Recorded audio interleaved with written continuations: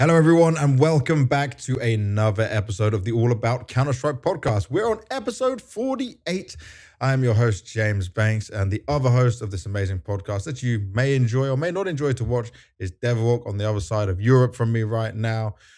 Blast Bounty's just finished. I'm in a very good, happy moment of my life.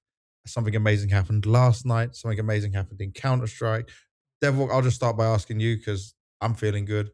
How is your little elo grinder face it? What have you been up to? What have you been doing, mate? I mean, it's definitely a mental challenge playing so Again. many games in solo queue, because that's mostly what I do. I've been playing like 6 to 10 games a day for Well, you're on them Donk now. numbers. Yeah, and Jesus. I've been like fluctuating a little bit up and down. Yeah. But I've been trying to coach my way back. You know, I'm telling myself words like, you have to dictate the duel. And I'm thinking about it in the game. Okay, I need to dictate the duel. This is what I want. And I swing and I kill, and it goes much smoother. Also, things like I have to relax my wrist and arm, not be too tense, so Smart. that the aiming is a little bit sharper, a little bit smoother. So it's going pretty well for a 34-year-old. But yeah, I'm up at 2,830 elo now. I had a Oh, you're getting massive back drop up there? last time, whereby I was at like 2,600. So yeah, it's getting smoother and smoother. And there's some idiots for sure in some of the games, and sometimes I'm way over frustrated compared to what they've done. But really? that's how it is. You're part of the problem.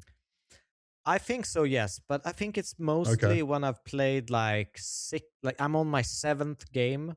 Someone does one mistake, and I just I overreacted there. Like you know. You know, I was talking to Donk about this because over Christmas, in 3 days, he told me he played 45 games. And I just said to him, like, is that not like really mentally testing for you? Because like you're so good and some of these people like can be so bad. And he's like, I don't care if I win or lose. That's like crazy, isn't it? He's just using it as like practice, feeling, going into it. Like he's in a different mindset than I could even begin to imagine. Like it literally doesn't bother him. He just wants to kill, do his thing, going through it. I'm sure there's frustrating moments, but probably more at himself. That's how I imagine it. But I had a really nice, good few conversations with Donk this event. Few interviews. We'll get into that a little bit later. For me, I'll tell you why I'm so happy, because yesterday evening I stayed awake later than I normally would because we had Dragon Ball Geki Damatsuri, which is a anniversary event. It happens once a year. It started back in 2024, if I'm correct. And it's basically like the showcase of all the new things that are coming for Dragon Ball. And obviously Dragon Ball now has got massive. Or what? Imagine imagine a Gamescom, but it's just for Dragon Ball, and it covers everything from anime to manga to like all things about the Dragon Ball IP. Now, we haven't had a new anime because Dragon Ball Daima, which people may know and love, like the new one that came out, it is part of the anime, but it wasn't a continuation of the manga that came from Dragon Ball Super. So Z, then Super is the follow-up after it. We basically, for the last 9 years, didn't get any new anime, but the manga's been running. We know some arcs, we know what's happening. I don't read the manga, so I don't know what's happened in these things. They actually announced it. We're getting Dragon Ball Super, the Galactic Patrol in 2027. It's incredible. Okay, it's crazy. Cool. One of the other announcements is a bit disappointing. We're getting Dragon Ball Z Beerus, or maybe there was Super Beerus. It's basically the same movies we've already had, put into one series maybe. We're not fully sure on the information just yet.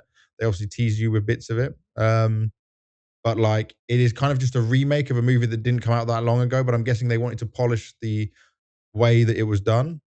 For me, that's kind of meh. I'm not too interested in it.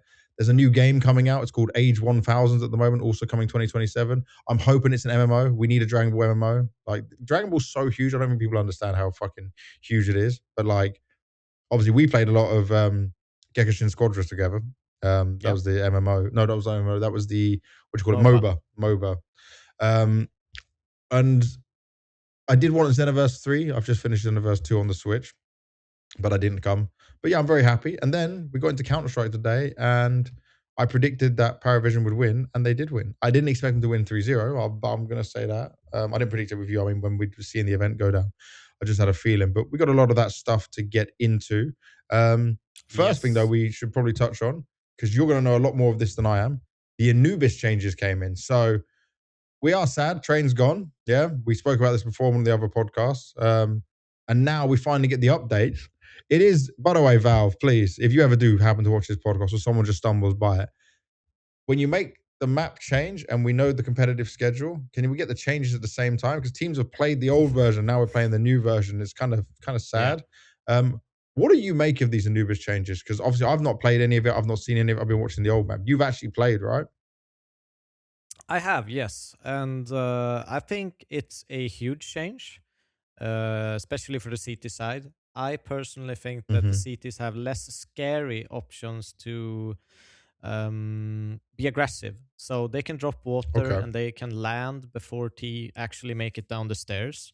You combine that with a smoke and you most of the time have the advantage if T wants to go stairs, which has a couple of different things that happen because of it. First of it is that T's kind of have to circle around and move more towards carpet to hold that water push a little bit more. The second thing is that the B players can feel a lot more safe, because the big thing about playing B on Anubis was when they got the connector or cave control and they were poking you from B main, it was really, really difficult at times to find your position. Especially with people knowing like Molo's Pillar or Moloing Ninja. That thing could really, really screw you.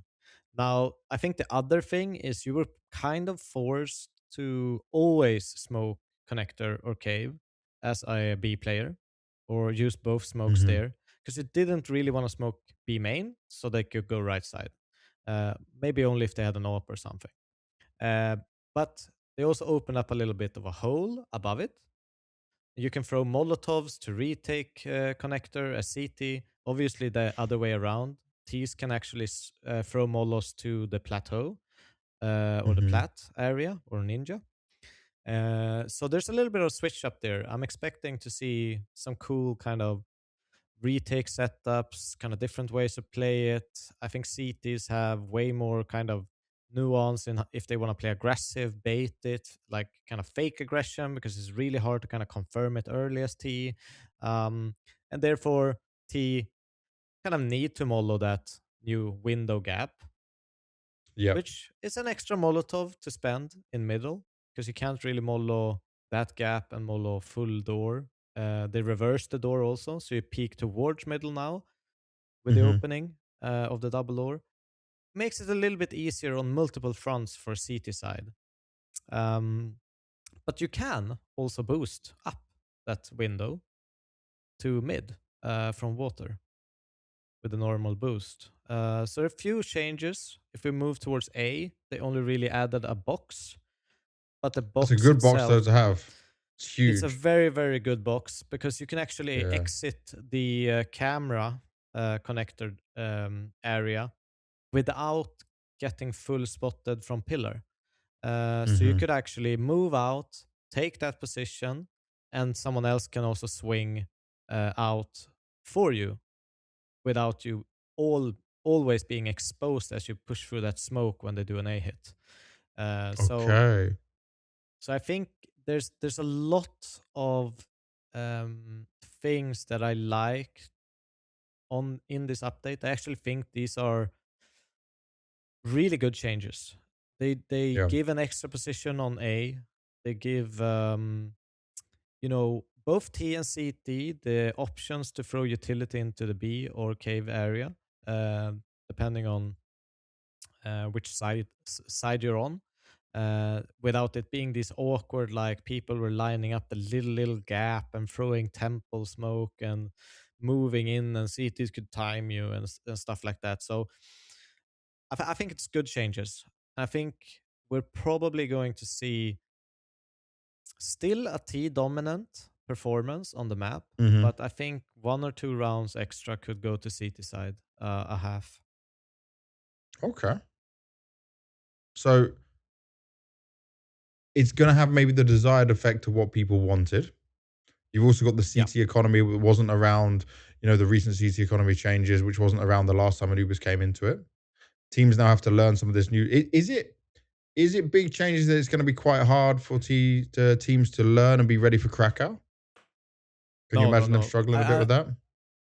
I don't think it's impacting the general gameplay of the map that much. I just Okay. think that there's like a few new things that CTs can do and a few, like one less thing that Ts can do.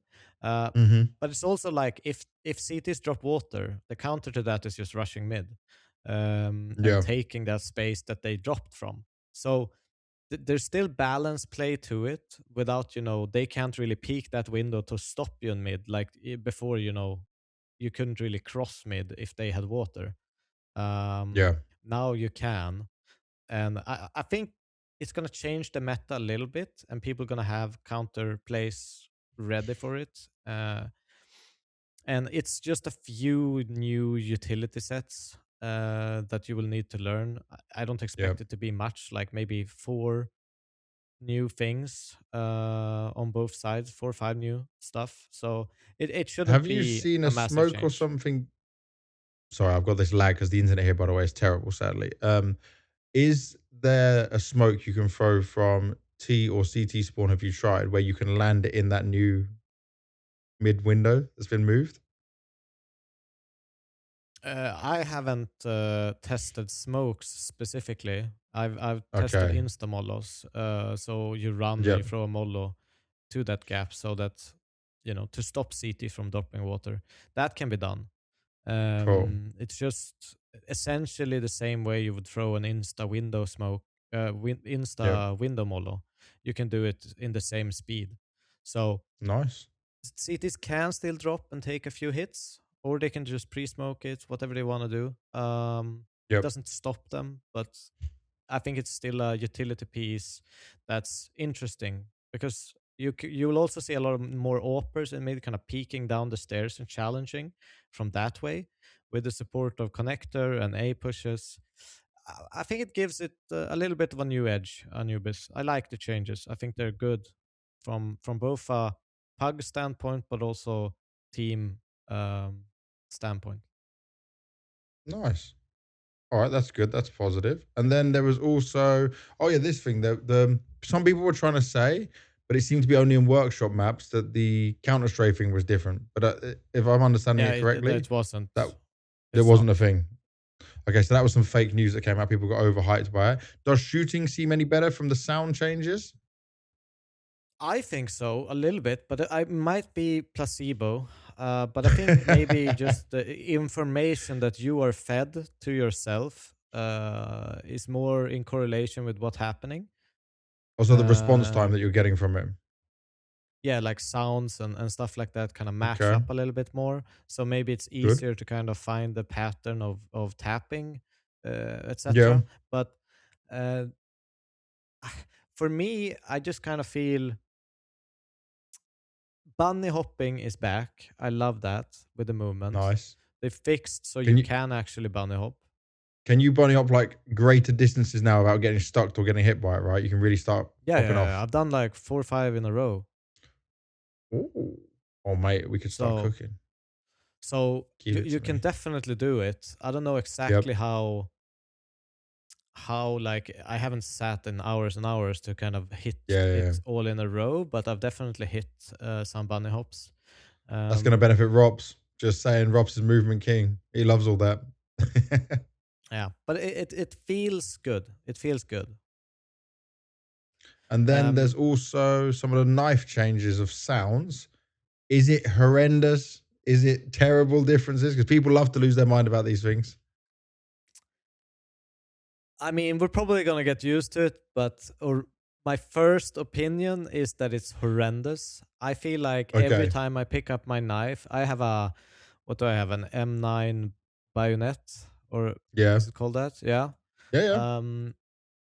So when I kind of pick it up, it sounds like I'm picking up a metal pipe from like like asphalt. And Yeah. you hear this like drilling. That's how I feel every time I pick up my knife. It feels like I'm picking up a metal Okay. pipe, Hmm. and the slashing and like knifing someone sounds I don't know, a bit gory, maybe. Oh, I don't that's know kind of cool though, exactly no? how to. Yeah, I mean, it sounds weird. It just doesn't sound as Counter Strike as we're used to. Yeah, And but I'm we hate sure we'll get changes. used to it. Yes, Hmm. we do. We Let do me hate know, people. changes. People who are listening or watching right now, let us know. What do you think of the sounds? What do you think of the bunny hop and all these changes? There's another one in here as well. SMG changes. I heard good things about the MP7. I've seen a lot of people play the MP7. I haven't actually tried it because I Okay. have not had it in my inventory, and I haven't really swapped things out. I've just kept the Yep. MP9. You're seeing more people use it? I see it every single game. I see people use either the silence one or MP7. Oh, MP5 silence. Yeah, yeah, yeah. Yeah, so because these are So the two MP5 could be buffed. back for the first time since 1.6. But don't forget about the Bizon update as well. Wait, there's a Bizon update at the same time? I Yeah, didn't see this. they reduced the cost by $100. How much was it? I How have much no is it? idea. I It never was buy cheap this to one in my begin with. loadout. Okay. Bison is actually in mine, believe it or not. But it is for troll purposes only. Just as I have the Negev in my loadout. But did they change any of like its damage or anything like that, or just the cost? On Bison, it's only the cost, but on the other, Okay. there was some recoil stuff. I'm trying to find the news post here. So it does seem like a win update. It does seem like they cooked to a good update here. It's a very good update. I'm liking this. So I'm liking this. MP7 and MP5 had more damage and slightly reduced damage fall off. Cool. Oh, mate, I'm going to have Bison some was fun with this just when we get home. reduced price. Okay. Before we go into any more news, I think we should announce our knife giveaway as well, because we've never done this. So to make this clear, there is no sponsor. This is just me and Devilwalk buying a knife and giving it away for all the people who support the podcast and support the channel. And what I've chosen here is a Talon knife Doppler, factory new, what they call it, a certain phase. Phase 4. It's worth about $1,000, give or take, depending on prices, fluctuation, all that stuff. To win it, all you have to do is comment down below on the YouTube video. If you're an audio only listener, then just head to YouTube, all about Counter-Strike. Comment on this video. You need to comment on this video, otherwise you can't win it. And you also need to be subscribed to the channel. So if you are not subscribed, but you do comment and you win, we can verify it. We're using the system, and it will basically show us you're not subscribed, and I'll choose someone else. But if you are subscribed and you don't comment, well, then you also can't win. So comment, like, subscribe, do those things. The like is not a must. We can't check the like. But if you do like it as well, it is helpful. But this is our first knife giveaway to give back. It's been over a year of us doing the podcast. There's a lot of support and a lot of love from you guys. So there you go. Talon knife Doppler, factory new, phase 4 knife being given away. Completely free, no sponsors, no anything else. Just from our own love to you guys for all the support. Good luck, have fun. We'll plug it a few more times during the podcast as well. All right. From here, we're going to a Swedish LAN, and we're talking about Big Clan, because Big Clan won a LAN with BlameF carry bagging like he does from pretty much any team he plays for. Grix up there as well. They beat Havu in the finals of it all at the same time. I don't know how this year. They also got 149 VRS points, climbed to 33 on a ranking. That's huge. That's absolutely huge. It is massive. It's, from all the shit shows we've seen from Big in the past 2, 3, I don't even know how many years. Yep. Changes. They've nailed this and they've got this right. It's obvious that they have something cooking now. They've reached a placement of 33 in VRS. That's very, very much on the limit of starting to get invites to some of these better tournaments and events. Yeah. But that's 2 LAN wins back to back now. A really easy one in like the Portuguese one, Roman Imperium Cup, that's a bit easier. I'll even do a This reference. one, BC.Game got an invite for mhm, Krakow, which we will discuss later. And yeah, they are ranked 28th on the VRS. So bigger, about mm, 5 ranks away from potentially being that being in a last good spot. slot. Yeah, yeah, yeah. Okay, well, we'll keep an eye on what Big can do there. Teams that were there were like Harvu, Alliance, Johnny Speeds, Lil Mix. They went 2-0, 2-0, 2-0 across all the best of threes. So Yep. yeah, they cleaned up once they got there. Fair And play. BlameF was Do you- farming. Yeah, I'm not surprised. But I heard they paid him good money. That's the rumors, right? That he's got a good salary, a good deal here, which is why he went from Fnatic. The next bit of news, Yep. by the way, I love this news. Male, yeah, the young boy from Sweden. How old is he? 16, 17? 16. 16 male is. Obviously, he does a lot of streaming. People might have watched his Twitch streams. He's been a very hyped up Swedish player. He was on Metizport and he joins Alliance on loan from Metizport. Then guess what happens? They play Metizport in that same United 21 Cup. Male styles on them, 1.41 rating, and it was a 1.78 rating on Ancient, and absolutely destroys them 2-0. Why did they bench this kid and put him on loan?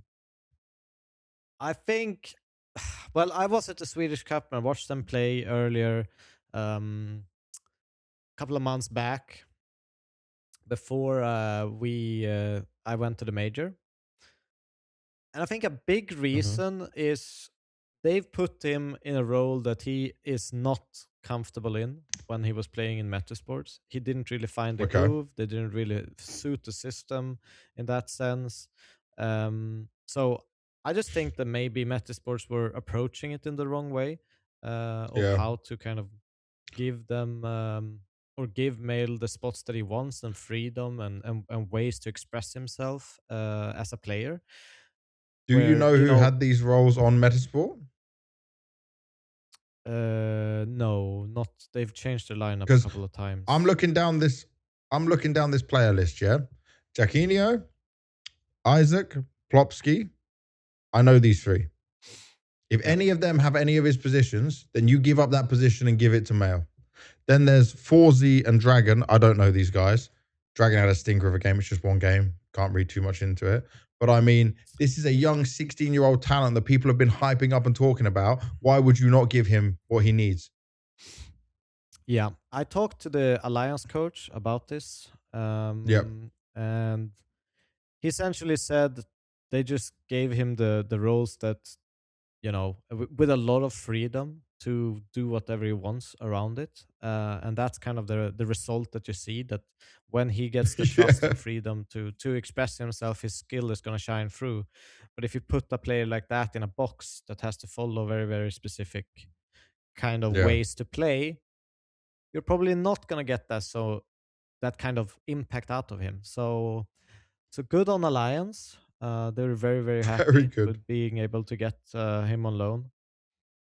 I want to see what they can do, man. This very is funny. Cooking. Very funny that he smashed his old team in the first LAN back. And you can't even deny it. It's on LAN. It's not like some online game or anything like that. The kid styled on him on LAN. Bro, this is very, very funny. Yeah, this is insta regret, guys, can we take him back, please? Can we take him off loan and bring it? By the way, if do we have a cancel clause? Yeah, can we trade back? If I'm Male right now, and I'm his parents, because his parents are pretty involved in his career from that video I watched. If they come back for you, give them the middle finger. Tell them no, not happening. I don't want to go back to your organization. It's not worth it. Yeah, because if a team chooses to use you correctly and give you what you want, and then you can play better, that's better for your career. That's a team that I like is backing his interest for the future, Yeah, I think Alliance, to be honest, is probably one of the better teams for him to kind of learn in. They are very, very. They have two coaches. They have Hawk is more the analytical coach, and they have another coach that stands behind them on LAN, who used to be their manager, but is more of the hype guy kind of coach. Okay. people person coach, so to Yeah, yeah, speak. yeah. I got you. And Twist So is on yeah, that team. Twist is Twist. on that team. He's That's the a in-game good leader. person with experience to help a young player like Mayo. I'm even more Yeah, sold. I yeah. didn't know this alliance. I'm not even pretend. I don't know this alliance lineup at all. But Twist obviously has had success at big events before. He's not like the greatest, most notable Swedish player, but he was always capable in those early days. They're not that Good far stuff. behind of eyeballers if we look at it that way. Obviously, eyeballers Yeah, recently had some big showings, and Alliance actually won the Swedish Cup a couple of months back and absolutely yeah. demolished eyeballers in that. So Before Mayo. yes, they had the Hoi instead, Yeah. who obviously went to 100 Thieves. Oh, this is bro. I'm hearing like positive shuffles around the Swedish scene. This is good news for you guys. It This is very is good news. you got an eyeballers, you got Metizport, you got Poi now on We got 100 Thieves. We got Johnny Speeds with Freiberg as the coach. They're looking better and Yeah. better, at least eye test wise. Rez is And consistent as well. yeah, he seemed to be back. Yeah. Okay. Okay. I'm liking this. All right. So from here, time to look at our review of the Blast Bounty 2026 Season 1 finals. Obviously, this was the portion that was on LAN.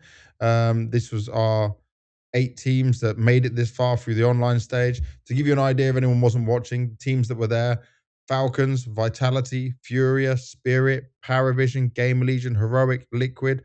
Because it's the online portion, we'll get some lesser known teams in there. Some big name teams like Mouz, like Mongols didn't even attend. Then you've also got teams like NaVi and FaZe who were eliminated in the first round unexpectedly when we covered the online portion. If you want to check that out, it's on the previous episode of the podcast, episode 47. Yep. But let's start from the bottom to the top, as we always do, mate. So in the quarter games, we had Falcons taking on Liquid. Remember as well, we didn't know the predictions for we couldn't do predictions for this, only winners, because They hadn't picked each other yet. it's a draft pick. So I do this draft show and they have to pick a team. So Liquid picked Falcons, thinking Falcons would be weaker because Kioski wasn't there. We had Nucleons standing in against Liquid. Liquid still, I'm just going to say this, right? We now know obviously Liquid had a family emergency. I'm not going to say what that family emergency was because it was told to me in confidence, but it is a really sad one. It's not a nice one for NAF to go through.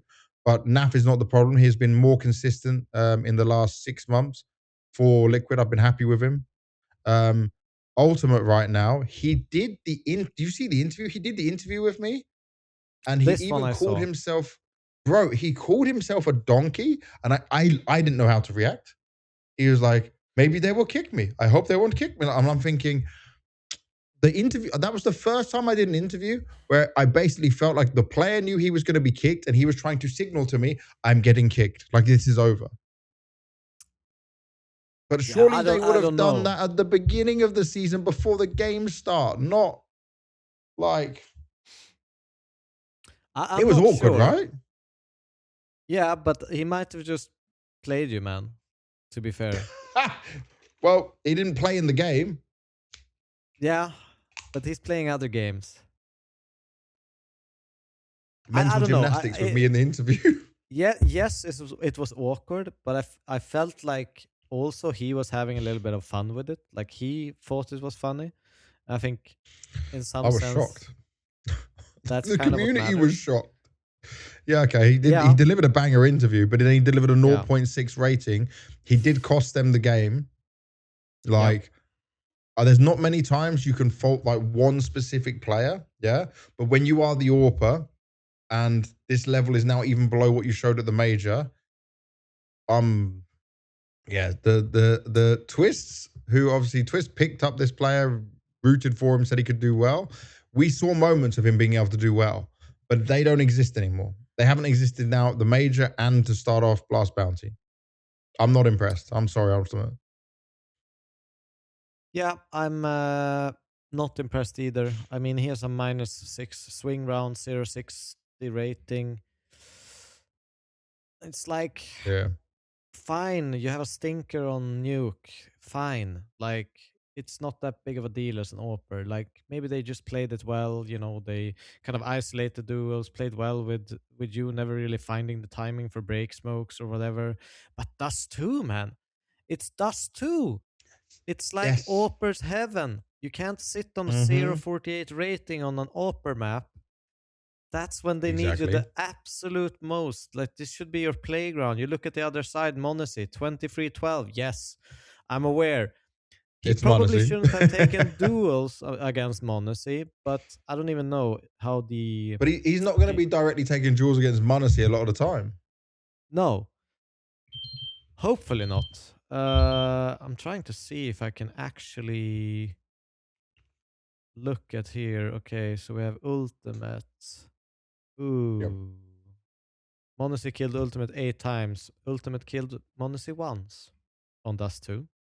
So he did take a lot of duels against Monacy. Actually, he took the absolute most duels against anyone against Monacy. And that probably was part of the problem. He should have then your probably confidence tried is to just go for a little wrecked. bit easier pickings. I mean, there's one thing about, yeah, you should be a confident AWPer and just try, you know, to do what you normally do. But sometimes, just like, chill out. If I'm a rifler and I'm playing against Donk, maybe I don't just run towards Donk, you know? Maybe I chill a little bit. Some teams do that pretty well. So, yeah, one team. But I think, yeah, it's obviously a stinker. He hasn't really been impressive at all for the past year.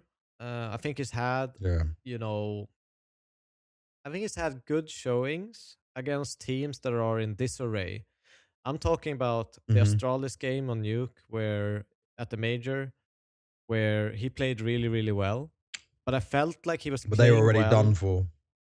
Yeah, but I felt like he was playing well because Astralis were shit. Yeah. Like, they were giving him freebies on top of main and freebies, like, just out in the open in yard. There was no cross smokes. They were just taking raw duels after a flash. And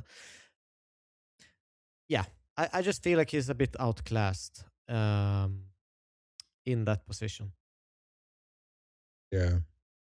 It's just crazy for me because like Twist obviously vouched for him. The team believed in him at the beginning, and I was sold that dream, and I saw some of these moments from him individually where I would say, yes, he's capable. But now it feels like with all the instability, the different change of IGLs, like all the change going on around him, that he can't keep up with him or keep up with them. And now he's just struggling against any opposition. Doesn't matter if it's good or bad. I mean, I would think that he can still perform against mediocre teams, but I still think that if Liquid want to be good, it's a new AWPer they need. Yeah. And he's had enough time now. But the thing is, right, you said like he can perform against lesser opposition, yeah? So let's go the Gentlemates series. He did perform really well, but it was on Inferno that kind of carried him through on it. And then in the end, they destroyed. On the NIP game, Ultimate was the lowest rated player. So when he comes up against a competent AWPer, because Wrinkle played really well in that game, yeah? Even the rest of his team having to do the heavy lifting before he can. He was lower rated than xiELO. And people can go, oh, it's just stats and numbers. But I'm telling you, watch the game. Sometimes he was swinging for things on like Ancient, where he swings and the miss is like any AWPer on a top 20 team would hit those shots. Martinez is hitting them shots on Gentlemates. Alcaren's hitting those shots on Heroic, you know? Martinez is hands down a better AWPer than Ultimate. That's not even there's no space for discussing it even. Okay, but also Alcaren's are 100% a better AWPer as well. And these teams should be below Liquid. Yeah, they should be below Liquid with the organization, the players and teams they have. Agree.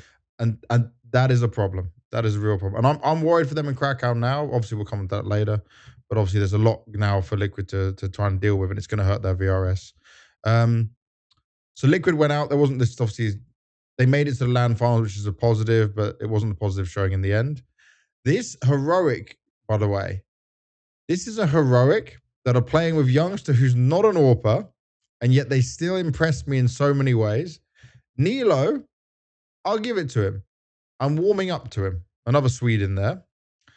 The crazy thing about this series was it was 13-3 win on Mirage for heroic. Then Furia win 13-2, basically off the back of, I don't know, Molodoy doing everything. That And was kind then of the the new whole series. bro. So okay, I'm glad you said that. I looked at this game as it was almost 1v5 for Molodoy time and time again. And I'm not talking about like the other players weren't stepping up, but there was no other consistent piece performing well around him. Like, yeah, Yuri can have a round, KSY can have a round, Yakinda can have a round, Fulham can have a round. But there was no one constantly backing him up, and it felt like Molodoy had to do everything in order for them to carry that over the line. yeah. I think, obviously Furia and their individuals aren't on their highest peaks right now. And I'm talking especially Definitely Yakinda, not. Yuri, and Kisirato, who are the heavy hitting rifles in Yeah. that team. And Molodoy is looking better, a lot better than at the major. If we're gonna be fair, and they just look a little bit off, But Yeah. that's not to discredit Heroic. I think that they're a very very new team, very new kind of new in-game leader, Susp coming in. Yeah. They've been obviously in this scenario Visa issues. had to play with a stand-in as well. So Who's not an AWPer? who's not an AWPer playing an AWP. It's a little bit weird and wonky for them, and I understand why. When things go wrong, it just doesn't feel like they have the right solutions. Even though youngster have played with this team for a long time, Yeah. it's still weird. I think they did really Very. well. I've always said I'm impressed by Kristen as an in-game leader, what he tries or what he manages to get out of his players when they play. Obviously had a little bit of a choking issue in the last of OG at the end, where they probably should have Yeah. been able to snatch a major qualification of some sorts, but didn't.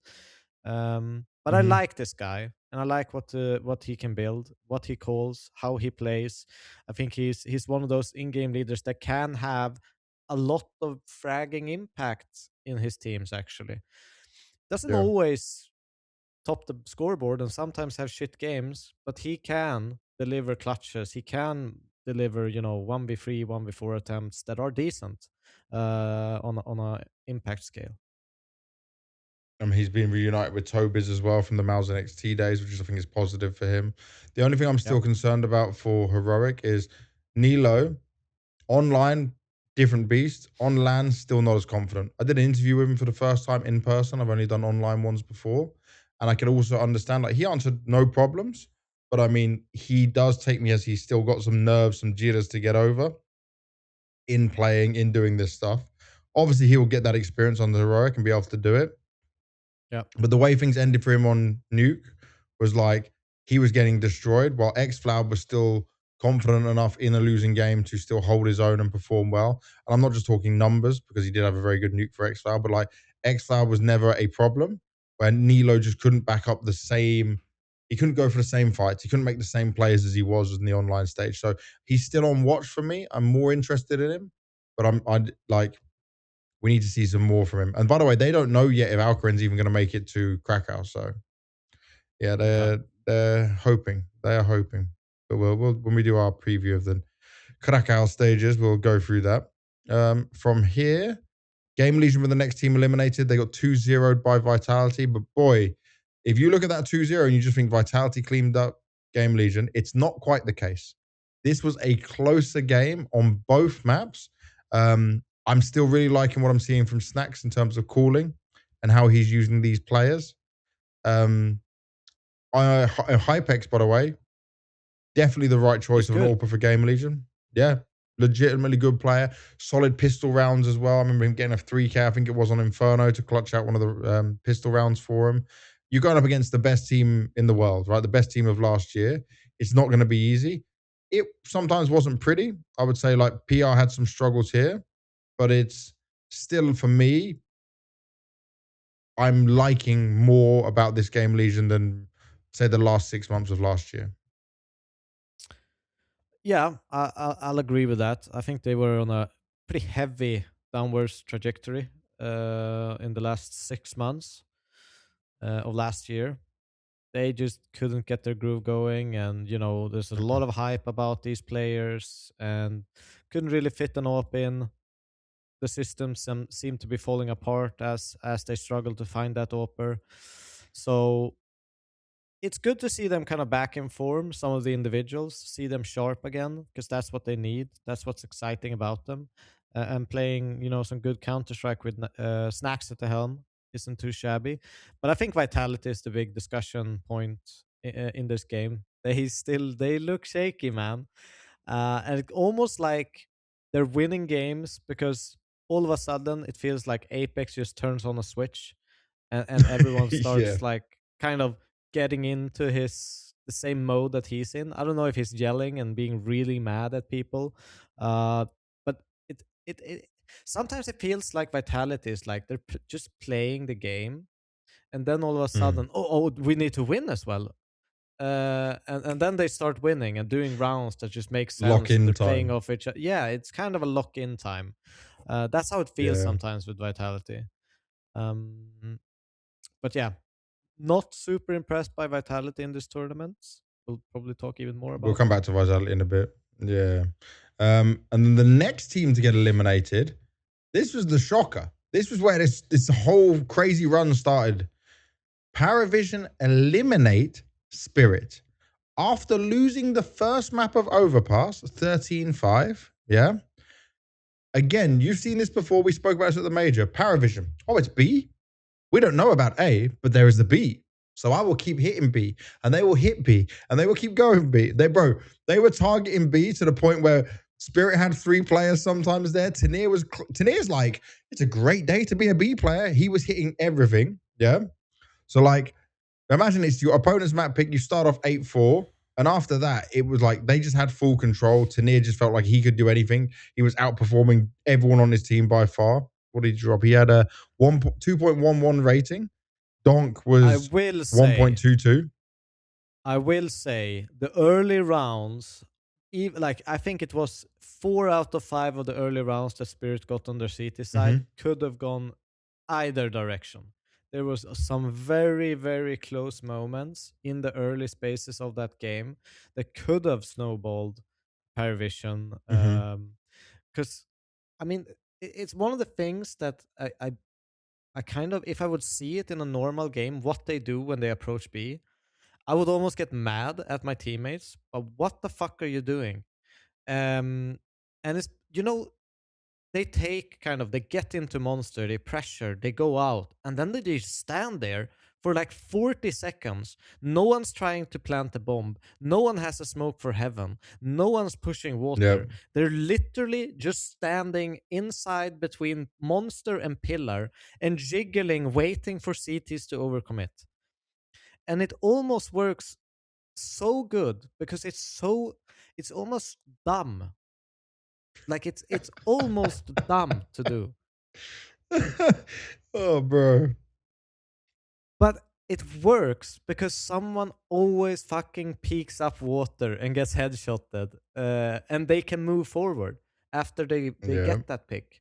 So it's smart in that sense, but if you know that's what's happening, it feels dumb to do it, like the way they approach it, but it works somehow. And it's their way of playing, and they do it similarly on other maps as well. But Monster, for me, I just kind of categorize it as such a vulnerable place to just be without getting the bomb down. But they're abusing the time. They are abusing the time and their patience, and the fact that Jame micromanages so very well in this. Then we go to Mirage, Spirit's pick, right? You're thinking this is Donk's playground. Now, Donk did perform incredibly well. He's going to, right? Sontik's having some great B holds. 15 first kills. No clutches in this game. 15 first kills, yeah? For Spirit. And they still lost because Paravision would either just halt or they would wait for someone to make a mistake again. And I'll say this, the T side from Spirit, yeah, Magixx has to take responsibility. He's a new IGL. I'm not going to blame him and say terrible decision. None of that. But I mean, Magixx didn't know what to do, and Hallie can only help out so much. It is so different to play against Paravision and how Jame's calling that you could see Donk was getting frustrated again. And remember now, Magixx is IGLing, not trying to just lift the mood of Donk. So he's got 2 tasks in there. And this is where it started to get crazy. Now, that game still had some chance where it could have been Spirit taking it. Yeah? I would say that one. But on Ancient, I felt like it was more one-sided because there wasn't so many openings. It was a great start for Spirit, but then Jame on Ancient, it's his playground. He loves it. Bro, there's one bit where he pulls off the 4K with the orb, baits him to go out of the smoke, kills him. Like Zontix is then pushed behind him. There were so many good moments. And like to Jame to style on him on that last map as well, he just proved he was the more experienced, bigger brain in there. And yeah, he doesn't have a donk, but he does know how to use his players to the right way, and they will listen to him. Yeah, they're just a super awkward team to play. Honestly, it's crazy. And I mean, I read a stat even about them. They are the most traded deaths out of all teams in the world. Yep. And it's because they are so grouped. And someone dies, they're fucking ready to trade him. You never kill a Paravision player. Yeah. It's like it doesn't matter where on the map you are. If you think you have an escape path, you just don't. They're all fucking so close to each other, ready to trade. And it's, I mean, I would be annoyed if I played that style, especially with how sharp their aim seemed to be at the moment. But I did write, you know, about Paravision even on Twitter. Like it's refreshing to see a different style of Counter-Strike. And I personally believe that it's one of the most beautiful things you can do in Counter-Strike is kind of have your own philosophy, find success in a different way than other people do. And I mean, it just makes me a big Paravision fan. Makes me a big Jame fan because he's doing something no one else is capable of doing.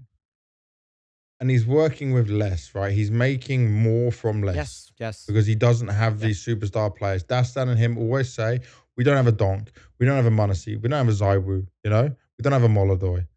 They're doing it in their way. And by the way, one of the only successful AWP IGLs that we have now, Fallen's no longer AWP IGL. Cadian is not in top tier CS.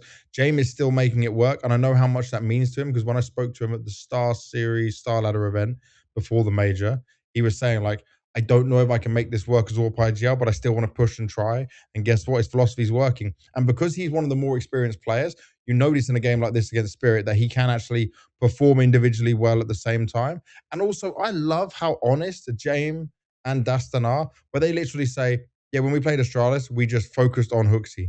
When we play Spirit, we avoided Donk.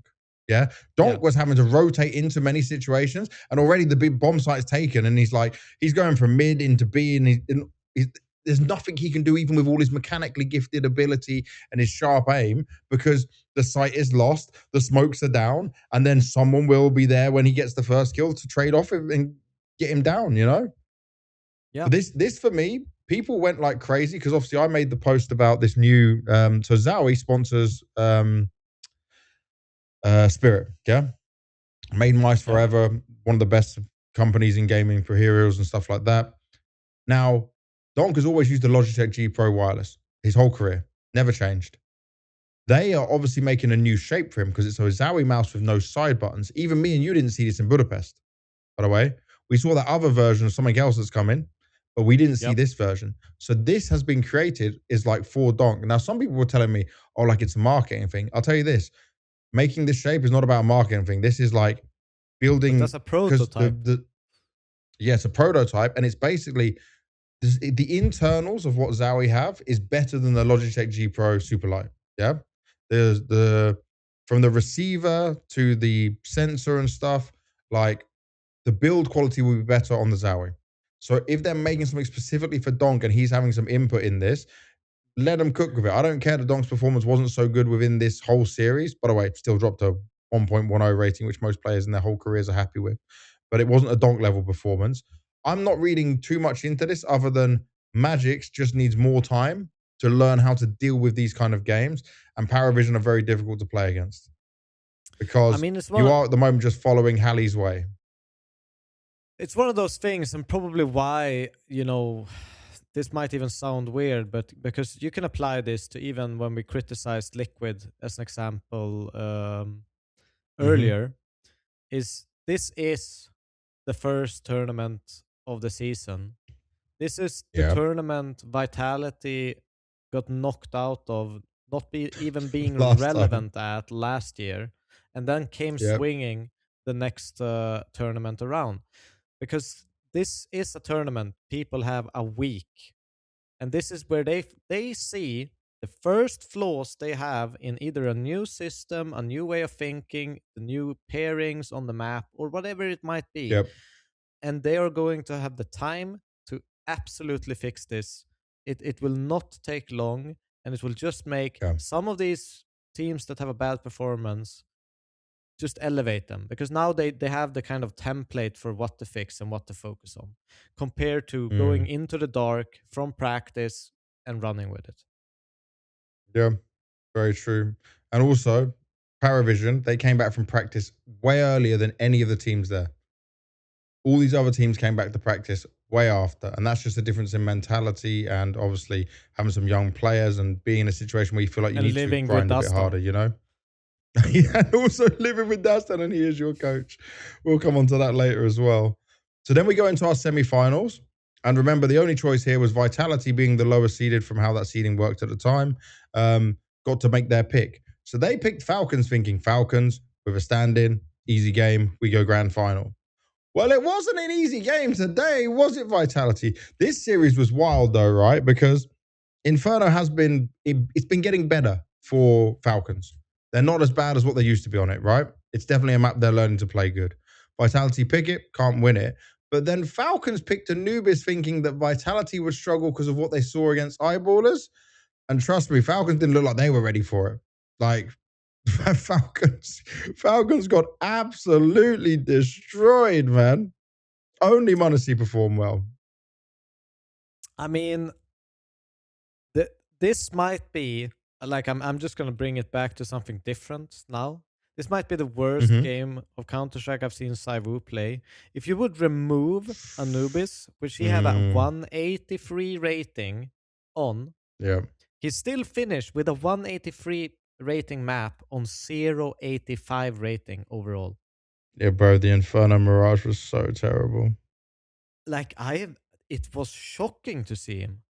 It looked like a different player. It looked like me holding an AWP against people 500 elo above me. Like, I don't know what was happening.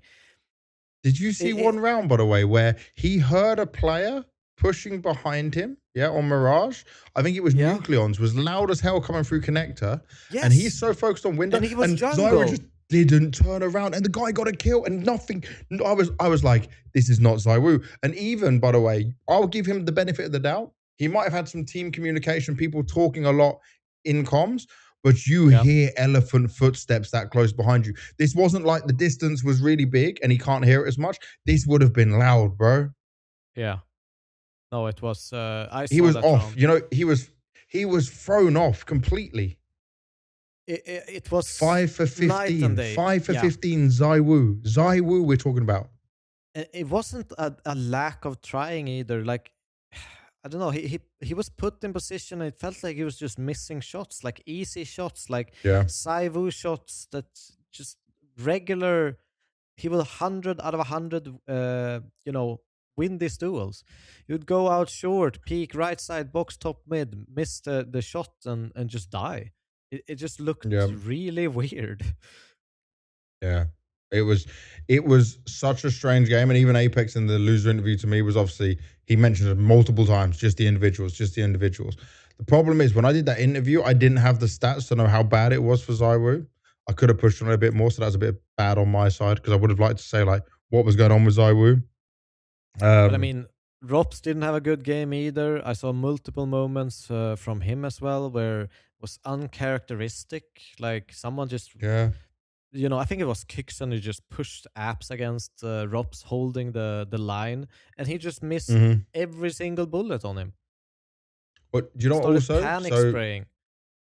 Vitality, because they're doing 3 events back to back, they don't normally do. They normally do 2 events, break, 2 events. Yeah, that's normally the Yeah. Vitality schedule.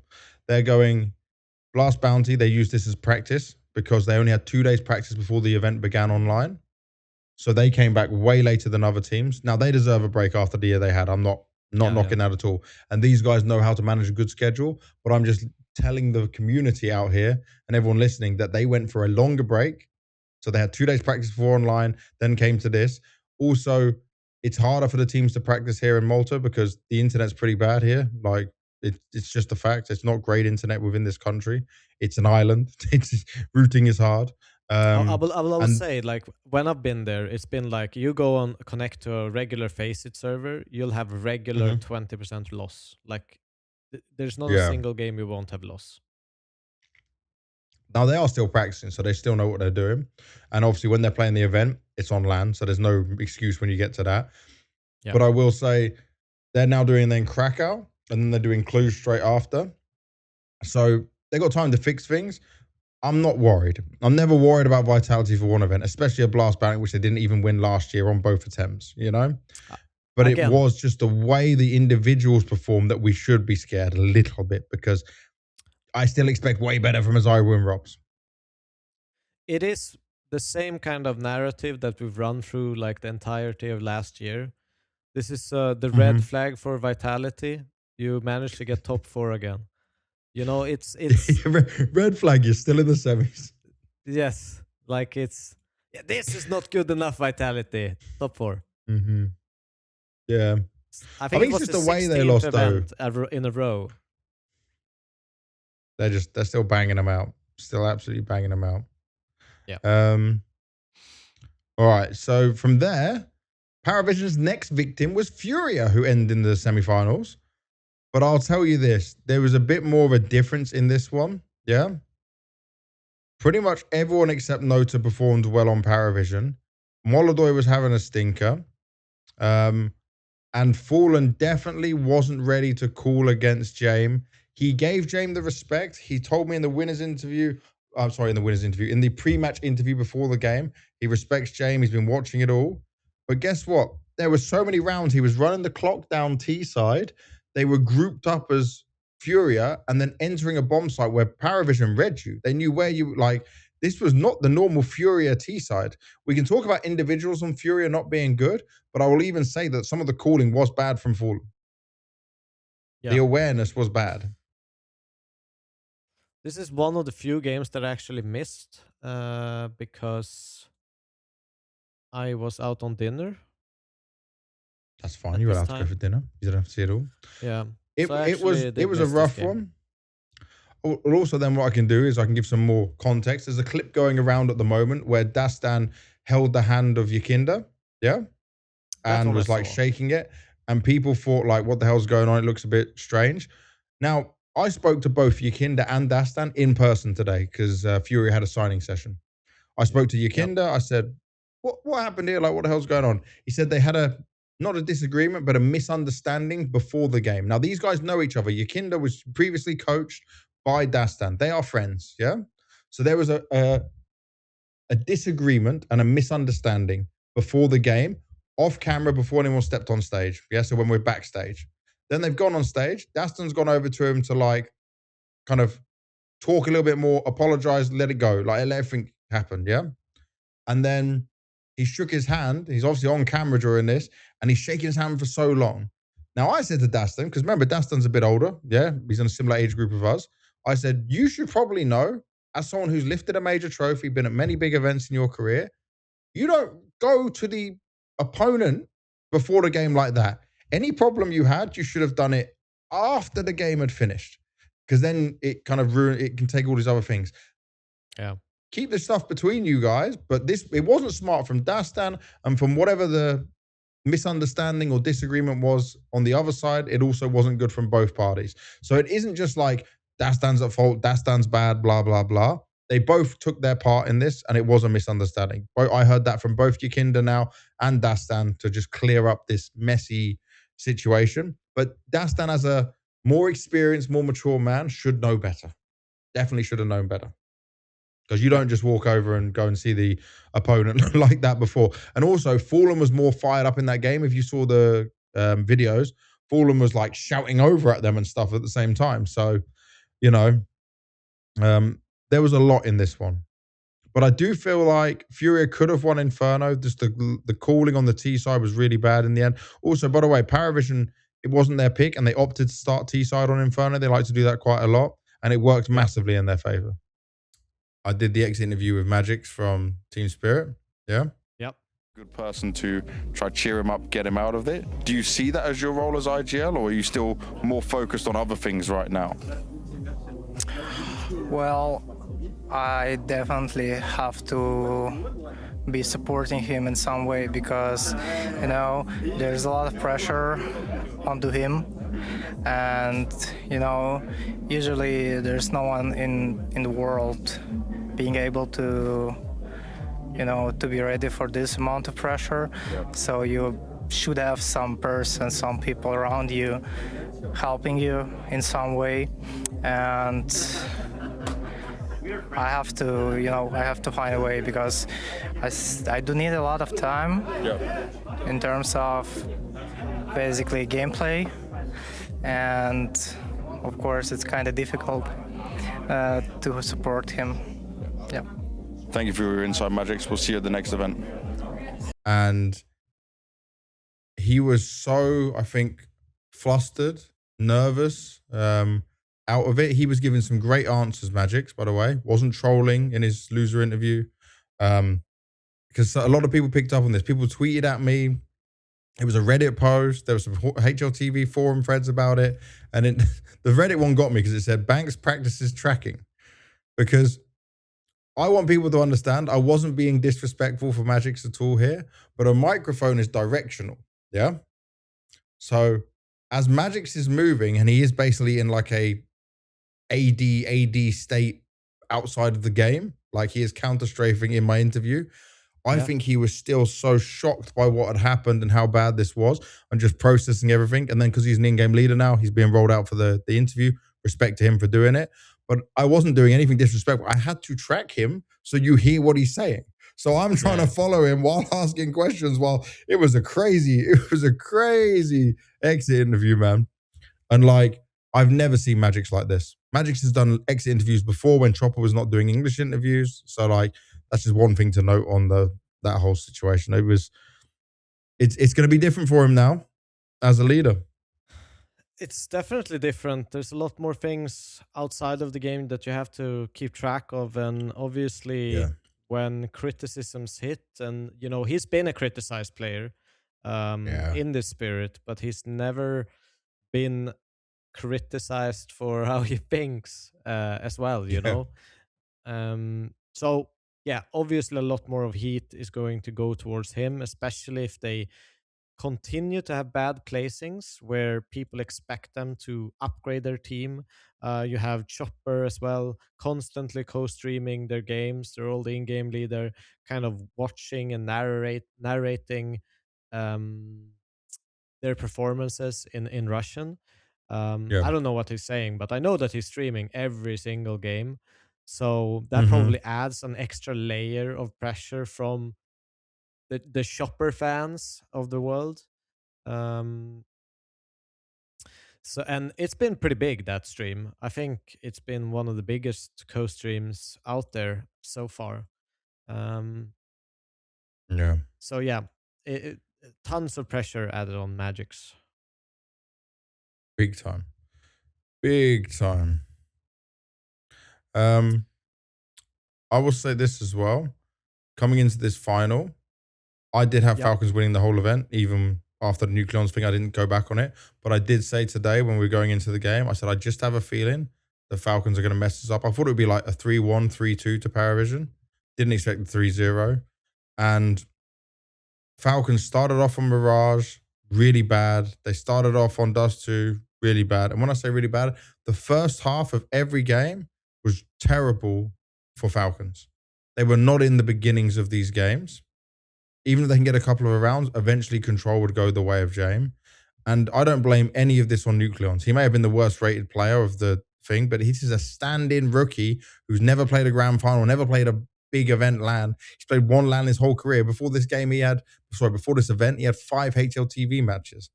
I'm not blaming Nucleons for not being able to fill in for Kioski, but I will blame other players of Falcons for not living up to expectations at all. I think this is kind of a weird thing about Paravision when you play them.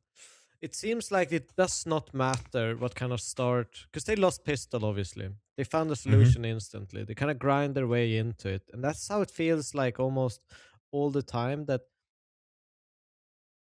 they're always in control. Even they can have really bad rounds. It feels like they almost always have a solution or close to a solution next couple of rounds.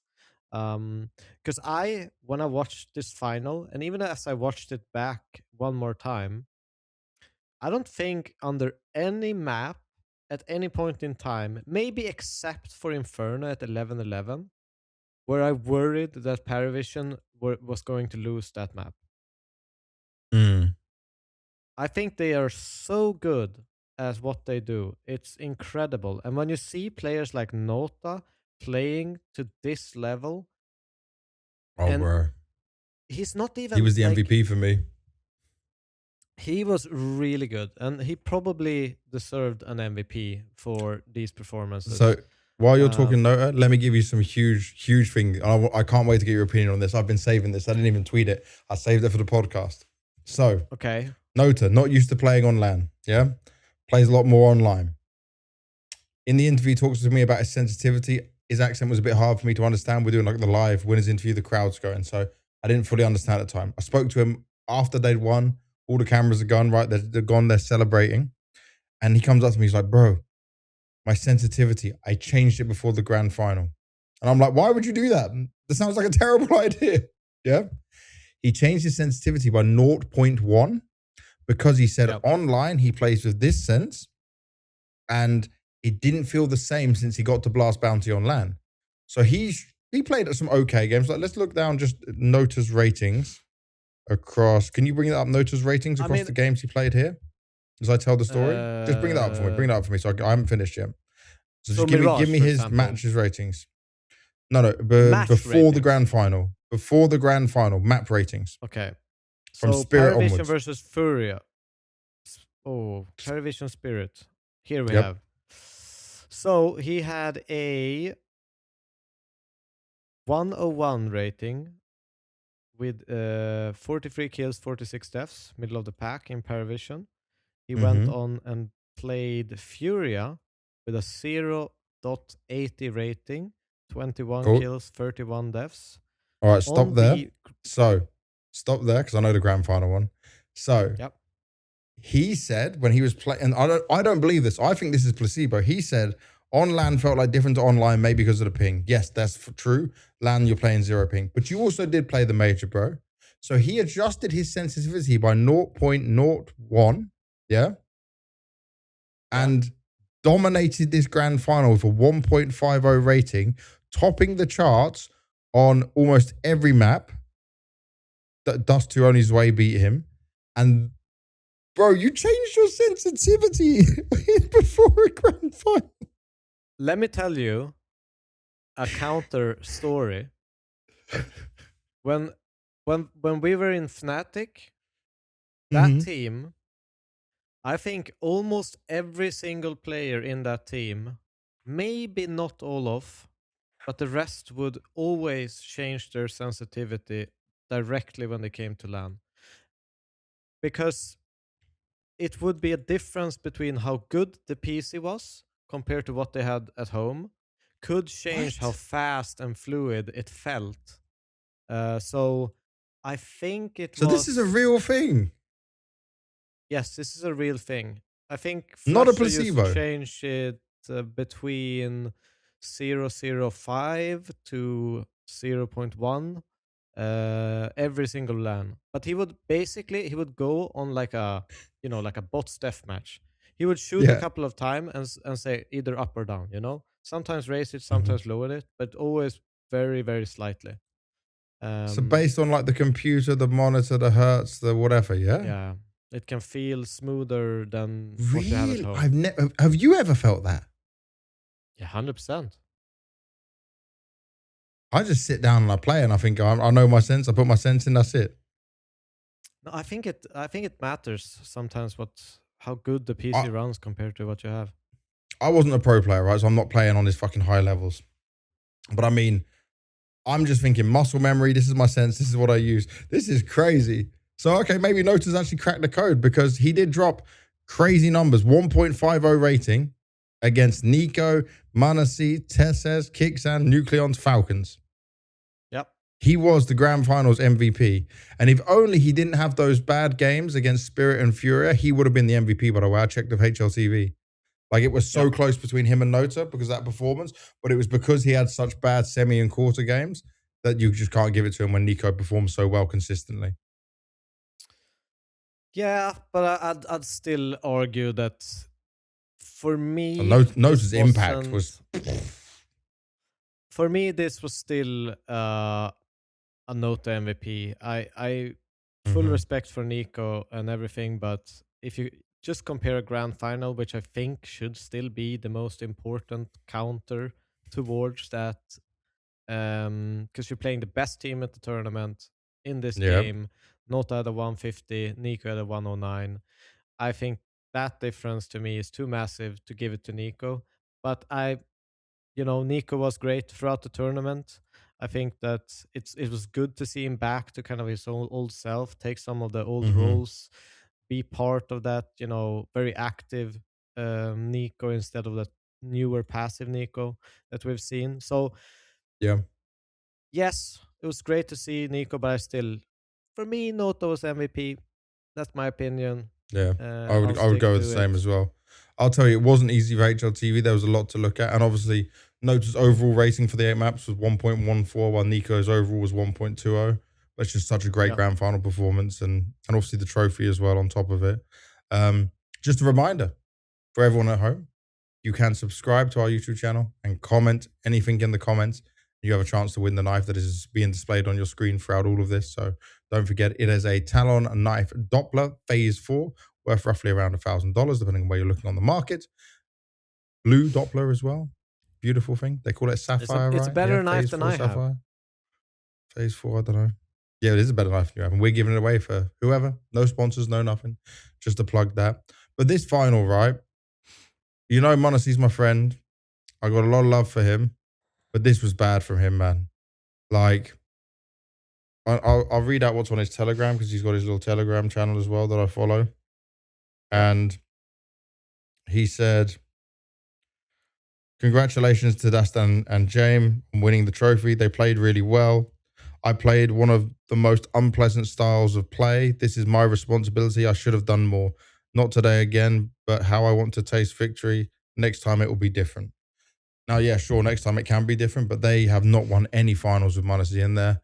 This wasn't Nico choking. This was m0NESY not being able to play against this style. Sometimes he was just getting peeked out of rounds, dropped when he had a good position with an AWP, owned by the rifles. Like, this was a rough showing from him, and he really had to be on when they've got Nucleons there as well, Like, I think, like, you can argue... The thing with the style is like you as an AWPer, you're looking at your crosshair, you're zoomed in. This is your only objective. You look at the radar sometimes, You're playing a team. You don't know which speed they're playing at. You don't know the timing. You don't know really when they're starting to get map control because it can be so different round to round. Sometimes they just sneak up and take it fast. Sometimes they just wait. Nothing happens for 40 seconds, and then they start sneak up and take the map control. They start using Molotovs everywhere to clear close corners and stuff like that. And it just felt like he didn't know when to lock in and hone in his focus when to shoot because of the timings throwing him off, and that tilts you even more and more.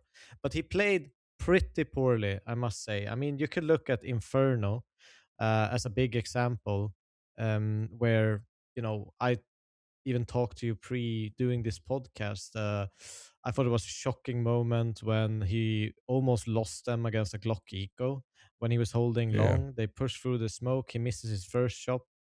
He brings out the USP and tries to take, without any like flash support or anything, just go with the USP, try to get some quick eco kills, and just gets absolutely battered. They lose the open. They are this close to losing that Glock round, but Nico saves the day from sight because Tesses, when Monacy dies, looks long in panic. Yeah. And one guy walks out apartments and clocks him, and Nico is there middle of sight and doesn't know what the fuck what he's am I supposed doing? to do.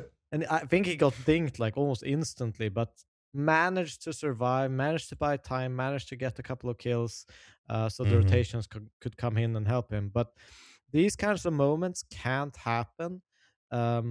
It destroys your economy, obviously. It breaks a lot of things, and they were very, very close to a comeback in this Inferno. And there was a few moments where And I the Dust saw, too. where I saw kind of Monacy shit the bed, so to speak, very uncharacteristically. And it felt like he was always playing from behind, and he felt like he was under pressure once he knew he wasn't hitting and he knew he didn't have a read on the game. And when you're trying to find that flow of the game again, it's sometimes so hard. I will say this.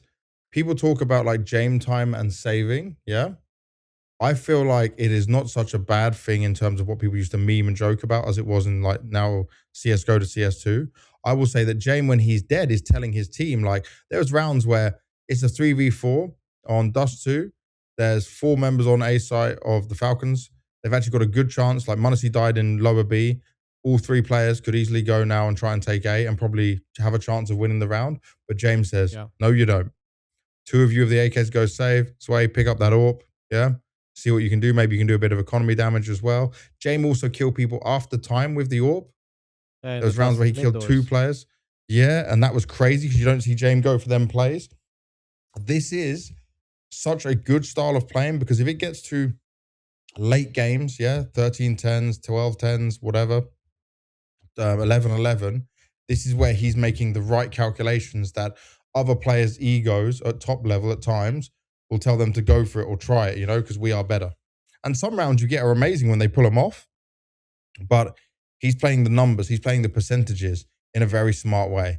And also, Zowie said to me on the interview today, pre-match, that like Jame micromanages everything in such a good way. And you can see why. You can see how it comes together.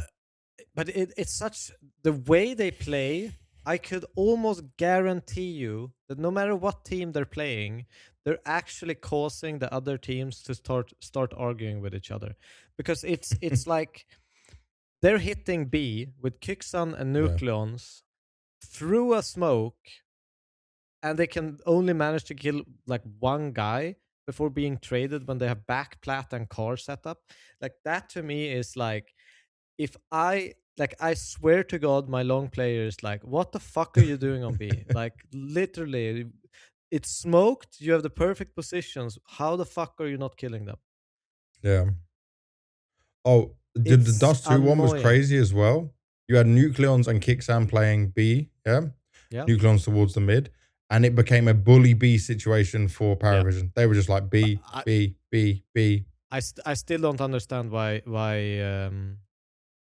like Falcons didn't really do more to help. But Monacy to go fight mid and B, It felt like they just gave up. Like, no, they're not coming B ever again. But they're just gaining the access every. Have you seen Paravision? They can hit the B side 12 rounds in a row. If Paravision and Jame smell you have a weakness, best believe they are going to exploit that weakness until you bolster. And then when you bolster, then they'll try and change it. But guess what? Don't be too quick to change it because they might still run it back B. They might just do it again. And this is the magic of them. And it wasn't a boring game. It was an exciting game. How close it got on Dust 2 and on Inferno. The individuals stepping up. Again, Zowie as well. We haven't spoke about him so much. So xiELO, we saw him back at that 2v2 cup that Everlone was having. Incredible. really good. Absolutely Not the most incredible. flashy or crazy, but just if you look at his counter strafing, his precision, some of the holds, like he was on back Inferno, back boxes, and he played that like 4K. a 1v3. Oh, 4K, yeah, 4K in the end, but I think it was a 1v3. And it's just Monacy dance around at the end, and he does it so cleanly. It's like insta stop kill, Yep. like it's so on point. Then you've got Jame, who can have highs, credible moments, is calling and IGLing with the orb, still performing.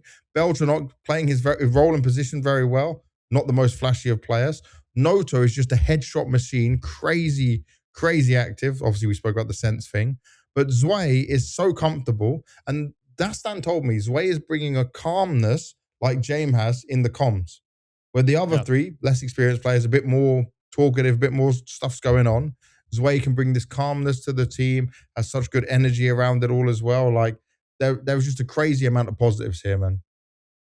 He looks like a different player. Paravision, I mean, I said last episode, I think that Paravision will be a top 10 team this year. I'm pretty sure that was kind of lowballing it at this point. I think that they probably have potential to do even more, maybe even challenge for a top 5 position this year.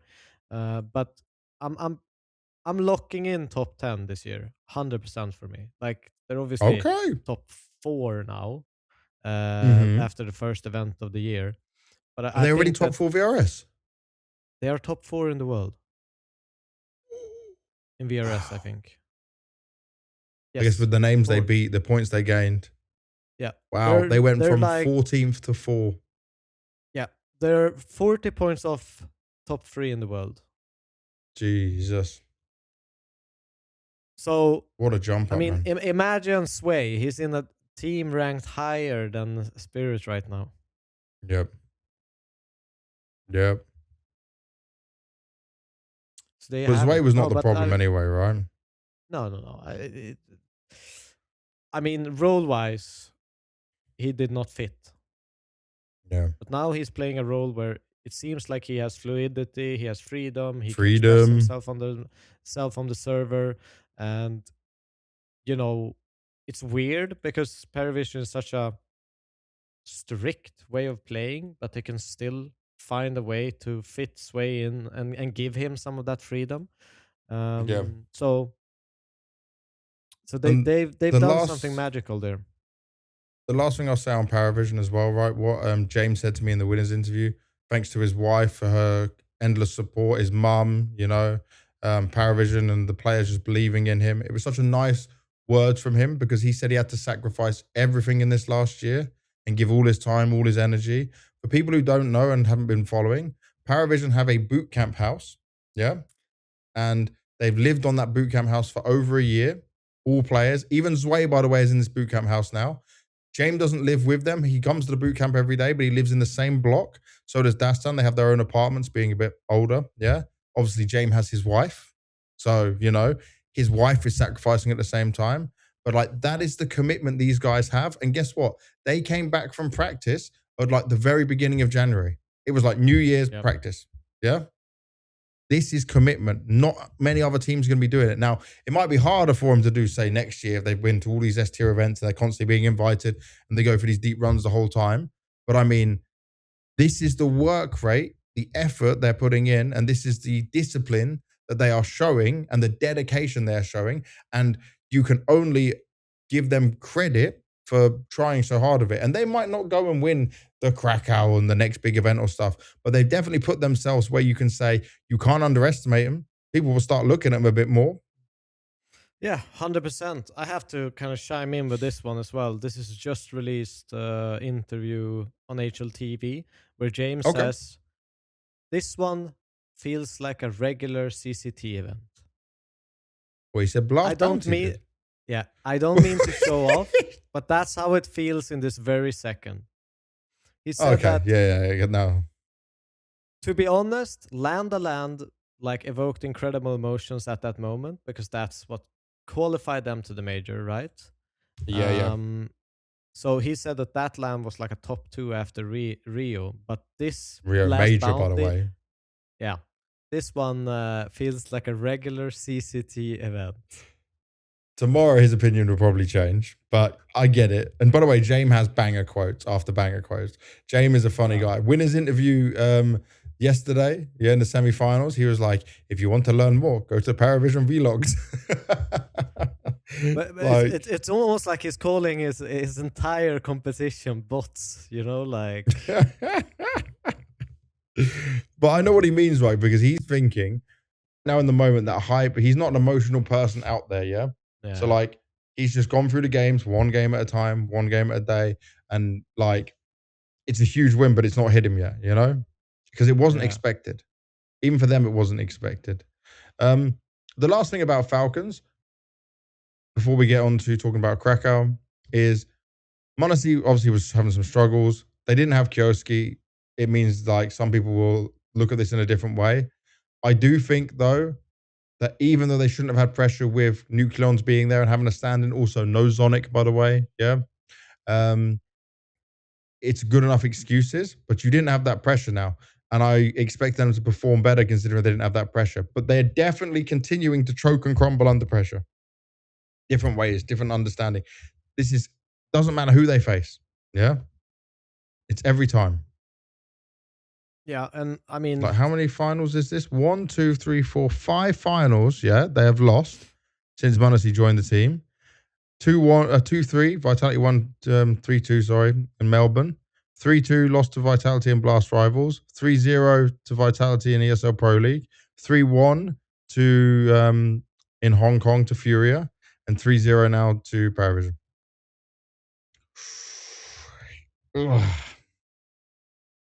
Yeah, it doesn't sound better when it's so many different opponents either. Yeah. But they have beaten Vitality twice now in a row in best of threes, just to be clear. That's true. That's a positive for them. The last thing actually to us to do on Blast, we did our winners of the event. I said Falcons, you said Spirit. We said we both chose one team of a winner outside of the top 4. We both said Paravision would be the most likely to win. So we get a little bit of a point, not a full point, but we get a little bit of a point. Pat on the back for mentioning it. We made the right call that they would be the best of the 4 non-elite teams, but now they are an elite team. Awesome stuff. Well, congratulations to Paravision. I think it was awesome to see. Yeah. I still think that Falcons shouldn't be disappointed. I understand the narrative. It's another final. They lost. They've kind of choked the moment, whatever, but they did play with a stand-in. They didn't have their coach. They did well to get to the grand finals, and they did play all 3 maps in the grand finals pretty close. So I wouldn't be like that harsh on myself. If I had xiELO there, it would have been a different story. Definitely. All right, let's go on to all things IEM Krakow. Sadly, I wasn't invited to be talent, neither were you, so we won't be there, but we'll be watching the games. I will be moving around a little bit, getting ready for the baby to be born as well, taking the time into doing that stuff. I'm sad to not be at Krakow though, man. Krakow, like this legacy, prestigious event. I hope it's going to be a phenomenal event. I hope the crowd's going to be better. The arena should be bigger and more impressive than what Katowice had to offer, but I'm just really sad to not be there and working it. But we're still watching some great Counter-Strike. So we start in stage 1. There's 16 teams in here. Teams attending: G2, Aurora, Liquid, 3D Max, Astralis, Pain, Passion UA, 8, Paravision, Legacy, GamerLegion, Heroic, Foot, Ninjas in Pajamas, NRG, and BC.Game. So G2, we haven't seen them since the major. Didn't make playoffs at the major. 1 game away, got eliminated by Falcons. Didn't make any changes. Yeah, they're rocking with this team. That's what they believe is going to help them still in this season. Aurora, we saw them in Blast Bounty. They lost to GamerLegion on the online stage. Soulfly's a new player in. Liquid, sadly, NAF has this really sad family emergency, so Crimbo is coming in to help them out. He was obviously on the bench for Big. 3D Max, poor showing at Blast Bounty, poor showing at the major. Astralis, Ryu and Fuzi now in tow. Pain, VSM, and Furia Jr. trying to show their stuff. Obviously, they would have had more time in Europe. I'm hoping they stayed in Europe this whole time practicing. Actually, I was DMing Snow. They did stay in Europe. They've been in Europe the whole time. Passion UA, still want to see more from them. Bait with Segukawa, the Ukrainian person we were talking about, the AWPA now replacing Headtrick. Obviously, Paravision, we know enough about them. Legacy, no changes, need to step up after the major. GamerLegion, Heroic, hopefully back with Alcaram, but it's not guaranteed, by the way. So it could be Youngster again. Foot could do some damage here. We saw what they can do before.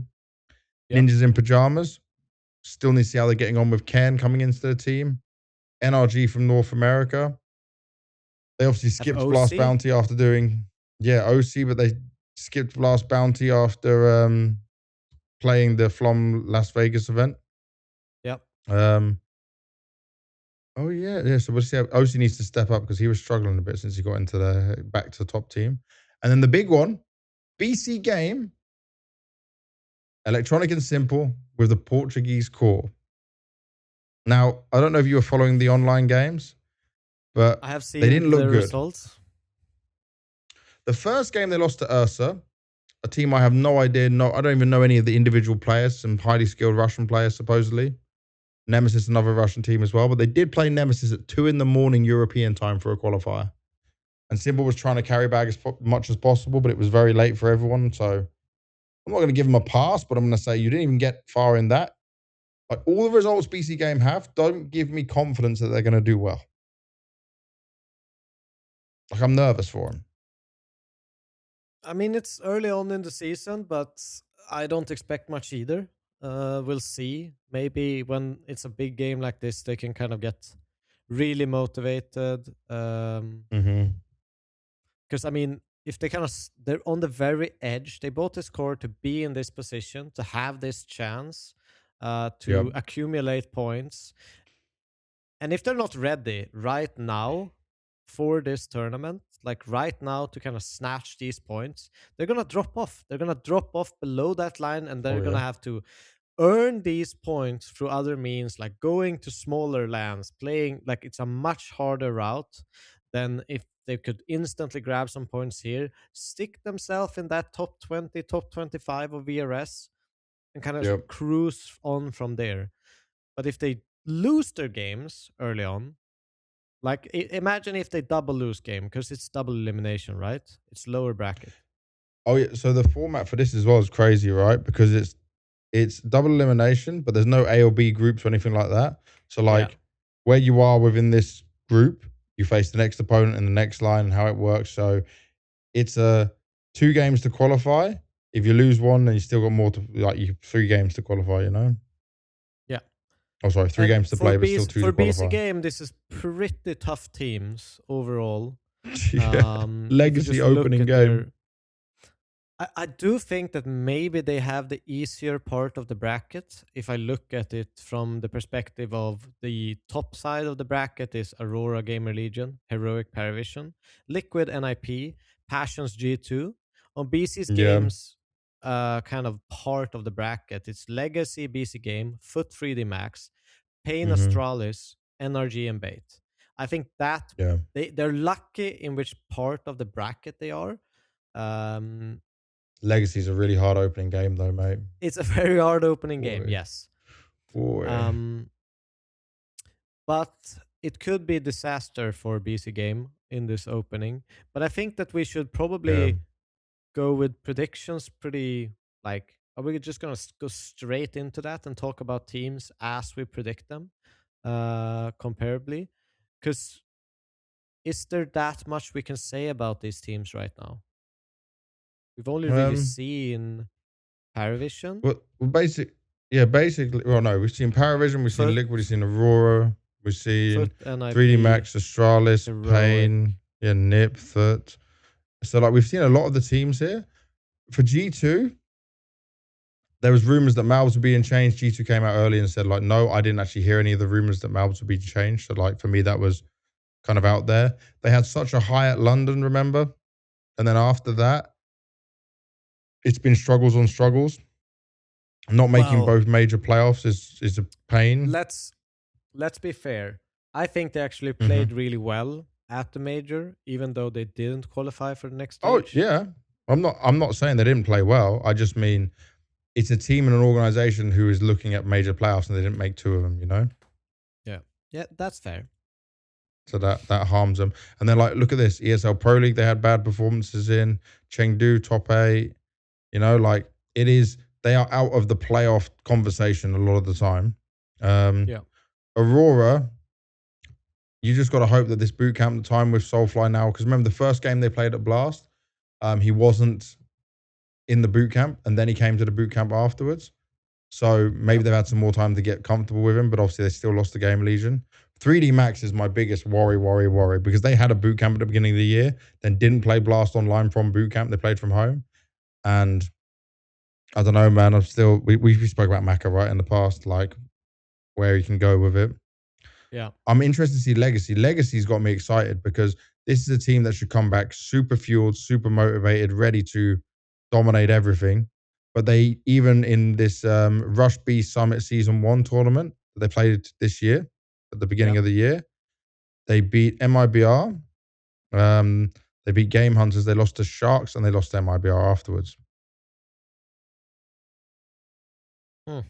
It's not a good sign for going into Krakow. No. Yeah, that's regional competition, considering how highly we'd put them. If we look at like PGL Masters, look at CAC, these wins they were having. So they're in a bit of a struggle. Bait is, did they make the right choice now with the Segu Takawa? We obviously spoke about that on the podcast as well. I mean, they Passion cannot UA, lose they need to NRG. No, they're just, especially the OC's not in good form. But like Passion, they lost the GamerLegion 2-1. They looked pretty bad online. They obviously would have stayed here practicing and making it work, but they need to bounce back. And here they have to do it. Other teams to touch on. Yeah, there's not really too many other teams to touch on. So we want to go through our predictions. We gave them in earlier. Yeah, you've given them to Ivan, right? Ivan. Yes, Ivan has my predictions. Yes. You gave yours? I have given mine, yes. Cool. So let me read this off. So, first game is Aurora GamerLegion.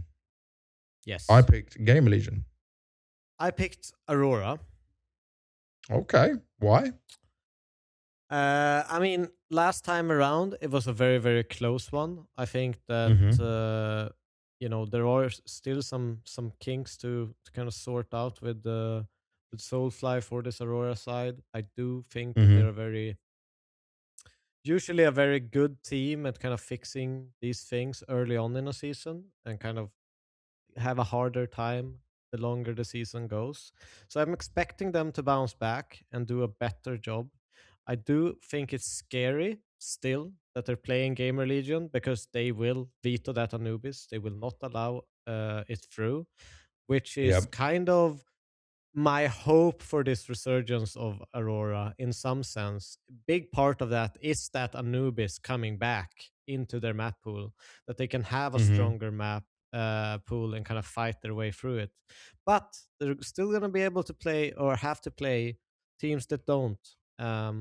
So yeah, I think it's a tough one. I just like it's a 50-50 for me. But if Anubis was in there and GamerLegion didn't veto it, I would 100% go for Aurora. I feel like what I still saw from GamerLegion is more positive than what I saw from Aurora. And I'm normally big on the Aurora and I'm a big fan of them. But I feel like I wish Jota stayed. They obviously didn't want it. That's why I went with GamerLegion. I with what I saw from GamerLegion, it was more positive. Next game was Paravision Heroic. I guess we both went Paravision. Yes. Yeah. No real reason to question it. We don't even know if Heroic going to have Alcaren coming in, like even with their full lineup. Like, I still think people shouldn't sleep on Heroic. I think they can still be a very exciting team to watch. But I think that Paravision is a team that, if you are a little bit unbalanced in your team already, Paravision is going to have a field day unbalancing you for real in the game. So I think it's a bad matchup for Heroic overall. But against some of the other teams, I would probably even been enticed to pick Heroic in other matchups. Okay. Astralis Pain. I went Astralis and I like Pain. I went Pain. Oh, we split again. So I'll tell you why I picked Astralis, just because I saw a lot of positives from Pain, but I felt like it was a bit more predictable. And I feel like Astralis Ryu, I'm a really big fan of what I saw from him. I might be glazing him too much, but we'll find out. I feel like I'm still not sold on Snow being able to play to the best of his ability at all times. I mean, for me, this was a matchup where I don't really know where I have both teams. I think they both made kind of significant changes that probably going to need significant time. And it's a very even It's kind of matchup. a fair fight. Yeah. It's a very, very even matchup because both have made obviously 2 changes. With the Pariah Junior and VSM, or Piria Junior. PR Junior. But anyways, I think it's a Pierre fair fight. Junior, They're both not gonna have everything in order, everything being perfect. It's probably going to be a pretty chaotic game. I went for Pain purely out of the smile of VSM. I think that's the one thing that will push Pain through. Yeah, I think a lot of Karalios from Snow and smiling from VSM is a good recipe for the Snow and VSM tag team is something to be looking at. Keep an eye out for that for sure. Then I've got NRG versus Bait. I went for Bait. I went for Bait as well. I don't know much about OC, and I can't even remember the last time he was a pro player. Is that fair? Yeah, that's fair. Yeah, I don't really know. Like when I saw him last, back when he was on Liquid. It feels like so. Apparently, it was even back when he was on NRG. He was replaced by Exotic, right? Exotic is much better as well. But Exotic wants to go do real life stuff. Yeah, so his Team Liquid was the last pro team that was back in 2023, end of 2023. And then it's NRG.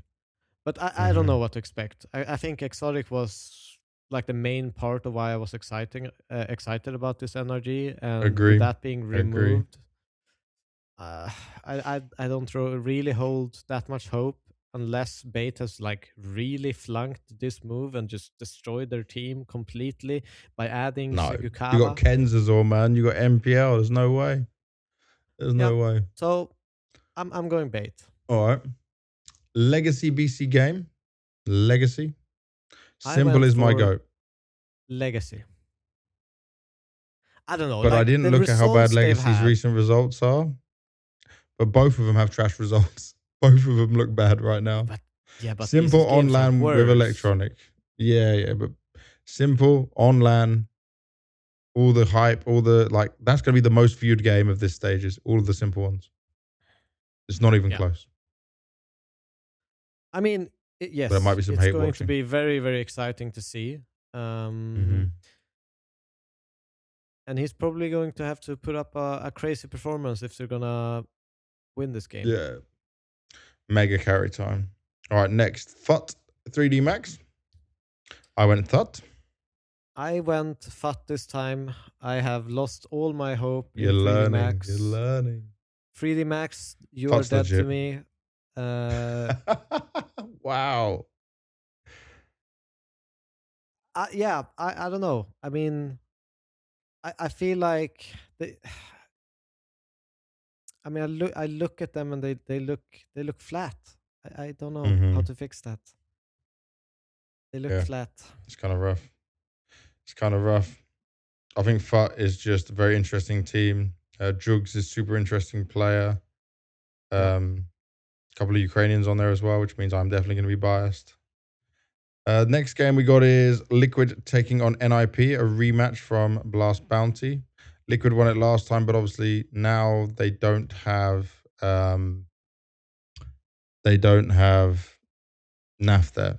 And Ultimate underperforming, NAF not there, Crimbo filling in. I don't feel like Liquid can do this. I think it's going to be NIP. I think it's NIP's time to win. Crimbo hasn't played since October. And he got removed from the big lineup. It's not a huge amount of time off, but I mean, he hasn't been exactly looking great before that. could be just a lot to do with Big. I think it's a great opportunity for him to showcase himself as someone that people might want to pick up again. But yeah, I've gone NIP. Who'd you go for? I went for NIP as well. I think a lot of the similar reasons to you, but I didn't really put it as heavy on just the lineup. I just thought, even if this was a rematch with both teams having the same circumstances as last time, I would have picked NIP. I think that, I like Snappy. I like, obviously, Exist is the coach behind them. I like the team build. And I could see them, a week could be a massive difference for a team like this. And I think with Liquid, also with the kind of chaos, they're not going to get so many steps further because of the stand-in situation and everything in the lineup compared to an NIP. And it was a very close game last time. I think even NIP probably played better, but Liquid had the leash. Yeah. True. All right, and the last game, Passion versus G2, and I'm going straight in for G2. Just the caliber of players and what they've got should be better. Yeah, I would be very surprised if Passions managed to get a win in this matchup. Yeah, definitely. It's too much to ask for. Now, we also got to make sure we predict our 8 teams going to the next stage. Ooh, because 8 teams will move on. 8 teams will move on to stage 2, my friend. So you can think about that for a moment, and I'll just say my 8 teams out for you straight away. Okay? Yep. So I think Paravision, G2, Aurora, Astralis. Oof. Weren't you just going to say them straight out? Yeah, that didn't work so much. I thought this was going to be a quickie. Wait. So did I, bro. And they got harder. Bro, this cooked me. This cooked me more than I thought. I can try. Go on. I can try. I will say Bait. I will say Paravision. I will say Legacy. I will say G2. I'm going to look at the bracket here. Dun. I will say... Did I say... Oh, fuck. Forgot who I said. See, this is why I had to write it down. I lost. I said G2 Legacy. I said Bait, Paravision. I'll take Aurora, NIP. 1, 2, 3. 1, 2, 3, 4, 5, 6, 7. I'll take Foot as well. Last one. Good. All right. So I'm going to go Foot, Paravision, G2, Aurora, Bait, Pain, NIP, and Legacy or BC.Game. Legacy or BC.Game. What do you mean? BC.Game. You're cooked, man. Hey, bro, sometimes you got to swing for the fences. Sometimes you should believe in your homie. True. You know? True. Sometimes you got to believe in your boy. Oh, dear. All right. And I have Only a thing left question, to do then is our Q&A. Oh, no. I'll do even this question. So, obviously, between the stages, we'll do another episode. And that's when we predict the winner of the event, right? Yeah, because someone was trying to get me to do it before. I just said as a random, maybe Vitality. Ivan said to me as well. And I also did a random one. But I said it probably makes more sense to do it the next episode. Yeah, not now. Not now. We can just say, I preface that Vitality will win the whole event anyway. Bigger stage, fix themselves. Go. I doubled down on Spirit this time, but it's not my primary pick. It all depends on who qualifies. Okay. If Paravision qualify, you're not saying Spirit will win. Exactly. All right. But So yeah, let's do the Q&A then. So again, I'll just remind everyone, we're giving away the Talon Knife Doppler Phase 4 or Phase 3. Wait a second, let me check which one it is for live. Phase 4, worth about $1,000. For anyone on this channel who is subscribed and drops a comment on this video, you have to be subscribed and drop a comment in order to enter the giveaway. And as always, if you joined our Discord, you can ask questions. Can you check the Discord quickly and see if there's any more questions that come in when we're filming as well? So within our Discord, that. it is all about cs.gz/Discord. You can join the Discord and you can take part in asking some questions, talk to the community in there. We're building that up throughout our episodes as we go as a podcast on this journey. Okay, so the first question is from a guy called Tinal Kespedersen, and he says, "Hey from Denmark, I like your podcast because of your in-depth analysis and your yin-yang energy. Banks being the upbeat, yeah, that's me, and Devilwalk being the calmer beat, true. You support each other in a great way. Well, thank you very much, dude. That's very kind of you. I'll definitely like more Devil walkthroughs. It could be fun if in your pick'ems had to explain your pick in one short sentence. Oh, we kind of did that, I guess, this time. Tell me if we did this, Mr. Tinali. If we didn't, then maybe we need to do more for you. But yeah, I'll just answer that in that way. Devil didn't do a Devil walkthrough because you're too busy playing FaZe, so you forgot. You failed. Yeah, you but need I to have do an Krakow, idea man. now. I want to. I don't. The thing is, Don't spoil it. Don't spoil it. Okay. I have Hold a it. great idea. I have a great idea. He has a great idea, and it it'll will come come. soon. I have a great idea. That's all you Good. get. Then actually execute it. Don't be lazy. All right. Yes. First question is from Risen. He says, "Do you believe NaVi and FaZe should have made changes in the offseason? If so, who do you think has to go?" I do not think that NaVi or FaZe needed to make changes. I think that NaVi needed just one more 6 months of this lineup to see what they can do, in my opinion. And FaZe definitely not after you take second place at a major. I don't think it's time for them to make changes. Maybe Brokey is the one that needs to be looked at if we're talking about FaZe. Brokey is my still only question mark. Twist, Frozen, Carrigan, Jacob, I'm still believing. What about you, Devil? I think it's a tough one. I think if you would have removed the major, I think it's a no questions asked. FaZe has to make changes. Of course. And it's almost like, you know, HLTV has been saying they've kind of won themselves a little bit more time with this lineup because of that performance. The problem is that they are inconsistent and they'll continue to be inconsistent with this lineup. But we all know where the ceiling is. But that's not really what we're looking for. We're looking for them to be consistently performing at tournaments, consistently showing their, you know, themselves in playoffs and being dangerous to every team in the world. And I don't believe that they will be that. So it all depends on it's a tricky because you can't really make changes when you come top 2 at the major. That's the problem. You want to read out Scorger's question next? Yes. So from Scorger, which team in the top 20 who don't get results this season will you expect changes from? My pick here is Mouz. You can't be top 5 for so long and not get more than one trophy. In 2025, at major events, the results looked amazingly frustrating.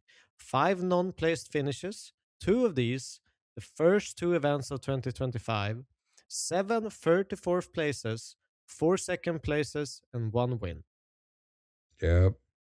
By the way, Scorger, you are tapped in. You definitely understand. You chose Mouz. I will agree with Mouz. I think, like, for me, I thought Mouz was going to make a change in this season, but they didn't. So that was a big fluff. I'm guessing they try Brolan a little bit more as IGL, and then they see what happens. It'll be between Brolan and Yimfat. Maybe they'll look at that as the options to change. For another team in the top 20, Liquid. Liquid has to be it because Liquid spent so much money on CS, and if things don't go over Ultimate, they need to be it. So they're my two, Mouz and Liquid. I think for me, I'll add FaZe and NaVi into this mix. I think they need to start competing. I'm just saying, if we look at it like this, Banks, look at me. look me in the eyes I'm looking at you. and say that if NaVi do not get a single trophy this season, you don't want any changes.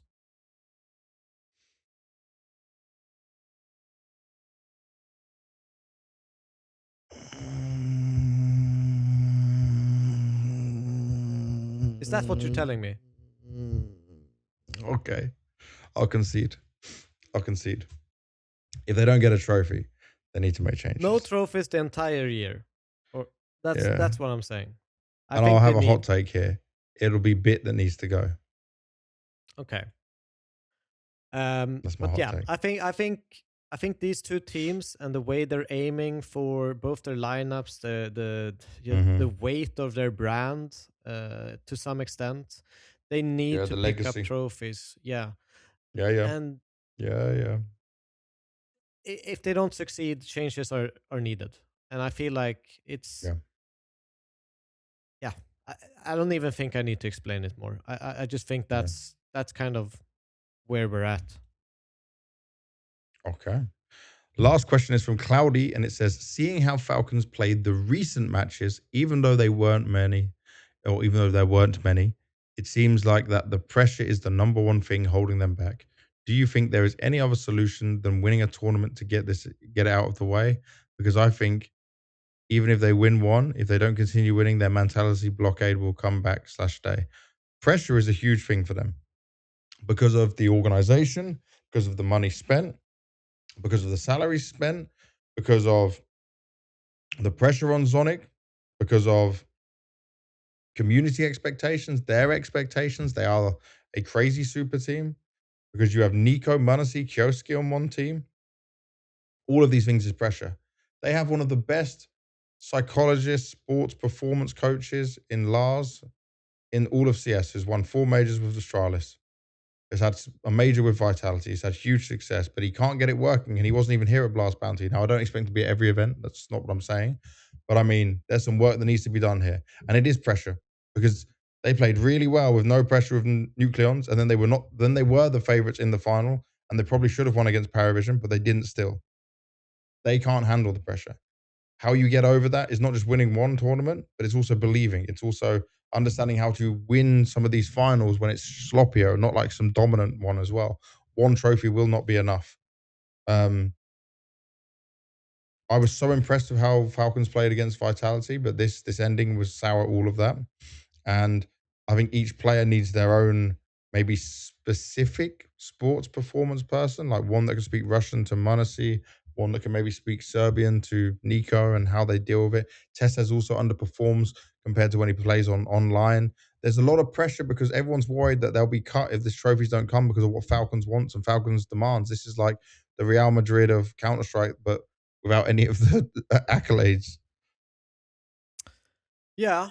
I mean, it's probably an Al Nassr or something where Ronaldo is to some degree. Because they don't have the accolade. Saudi. Did they win in Saudi or not? I don't think they did. Maybe they did. I don't know. But either way, I'll find out. I think that Falcons is a very unique team. If I would speak about pressure from my experience in other teams, I don't think I can remotely get close to the amount of pressure that's built up into this team compared to any of my experience because of, as you mentioned, the org, as you mentioned, the players that they've brought out of contracts to create this super team. We've seen time and time again in history where you make this marketing, move where you bring all the big players together. It almost always crashes and burns, and usually very much faster than how long Falcons have kept it going.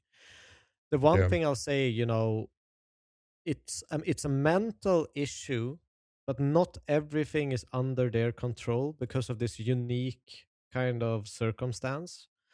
In a normal team, you would talk to, as you mentioned, a sports psychologist and talk about mentality, the expectations when you go into a game. Because, it's a weird balance of you as a player need to be confident enough that you think that you're gonna win the entire game. But if your expectation is winning the game, you will get mad when you lose rounds. And it will mentally block you from doing the things that you need to do. That's, for example, why Donk tilts in the games that he tilts in, is because he expects to win this round with what he contributed to the round. The same way works for anyone who plays FaZes. If you get a 4K and you lose a 1v4 after or 1v5, you fucking tilt because you expected to win this round. So I think they're in a weird kind of state where should they remove themselves from the expectation, but they know that everyone else expects them to win. So how do you cleanse yourself from a scenario where everyone expects you to do better? Yeah. And still not expect to win. Like, I think it's almost an impossible scenario they're in, to remove themselves from that choking mental blockade or whatever. By the way, I just found out Cristiano Ronaldo in the whole time has never won the league around the Tsar. Yeah. There you go. Money doesn't buy you trophies. Teamwork and discipline and enjoying playing CS together without that pressure and handling the pressure as a team like Vitality or Paravision, who play very calmly throughout their games, can get you it. Paravision won a trophy before Falcons did with nowhere near the money being spent. There you go. But that's it, Devilwalk. Episode 48 is done. IEM Krakow. We're going to a new place. The history is still there within Polish CS. Oh, yeah. Don't forget, guys. Giveaway. Talon knife, Doppler, factory new, phase 4. Looks very beautiful, worth around $1,000. No sponsors, no nothing. All you have to do is be subscribed to this channel and comment. You have to do both, otherwise you cannot win. Good luck, have fun. We'll pick the winner. I don't know when. Maybe on the next episode, I'm guessing. Probably that's the way we'll do it. But yeah, it's just a giveaway from us. Personally, me and Devilwalk's money to you, putting it in for you guys, for the support of the channel, for the support of the podcast. So enjoy. We appreciate it. And thank you very much for watching, as always. I didn't do the date and time. So today was actually the 25th of January still. We started the episode a couple of hours ago, so I don't know the time. Devilwalk is in Sweden. I'm here in Malta. And next episode, I don't know where I'll be. We'll find out. Somewhere around the world. Not in Krakow. Not in Krakow, sadly. And Devilwalk will be at home. Playing Face It. All right. You'll be playing Face It. I'll be, I don't know, moving stuff to get the baby ready or get ready for the baby coming in March. But enjoy the Counter-Strike. We're just at the beginning of this amazing 2026 season. Thank you as always for watching. Enjoy the video. Like, comment, subscribe, all that good stuff. And we'll see you for episode 49 in between the break between stage 1 and stage 2 of Krakow.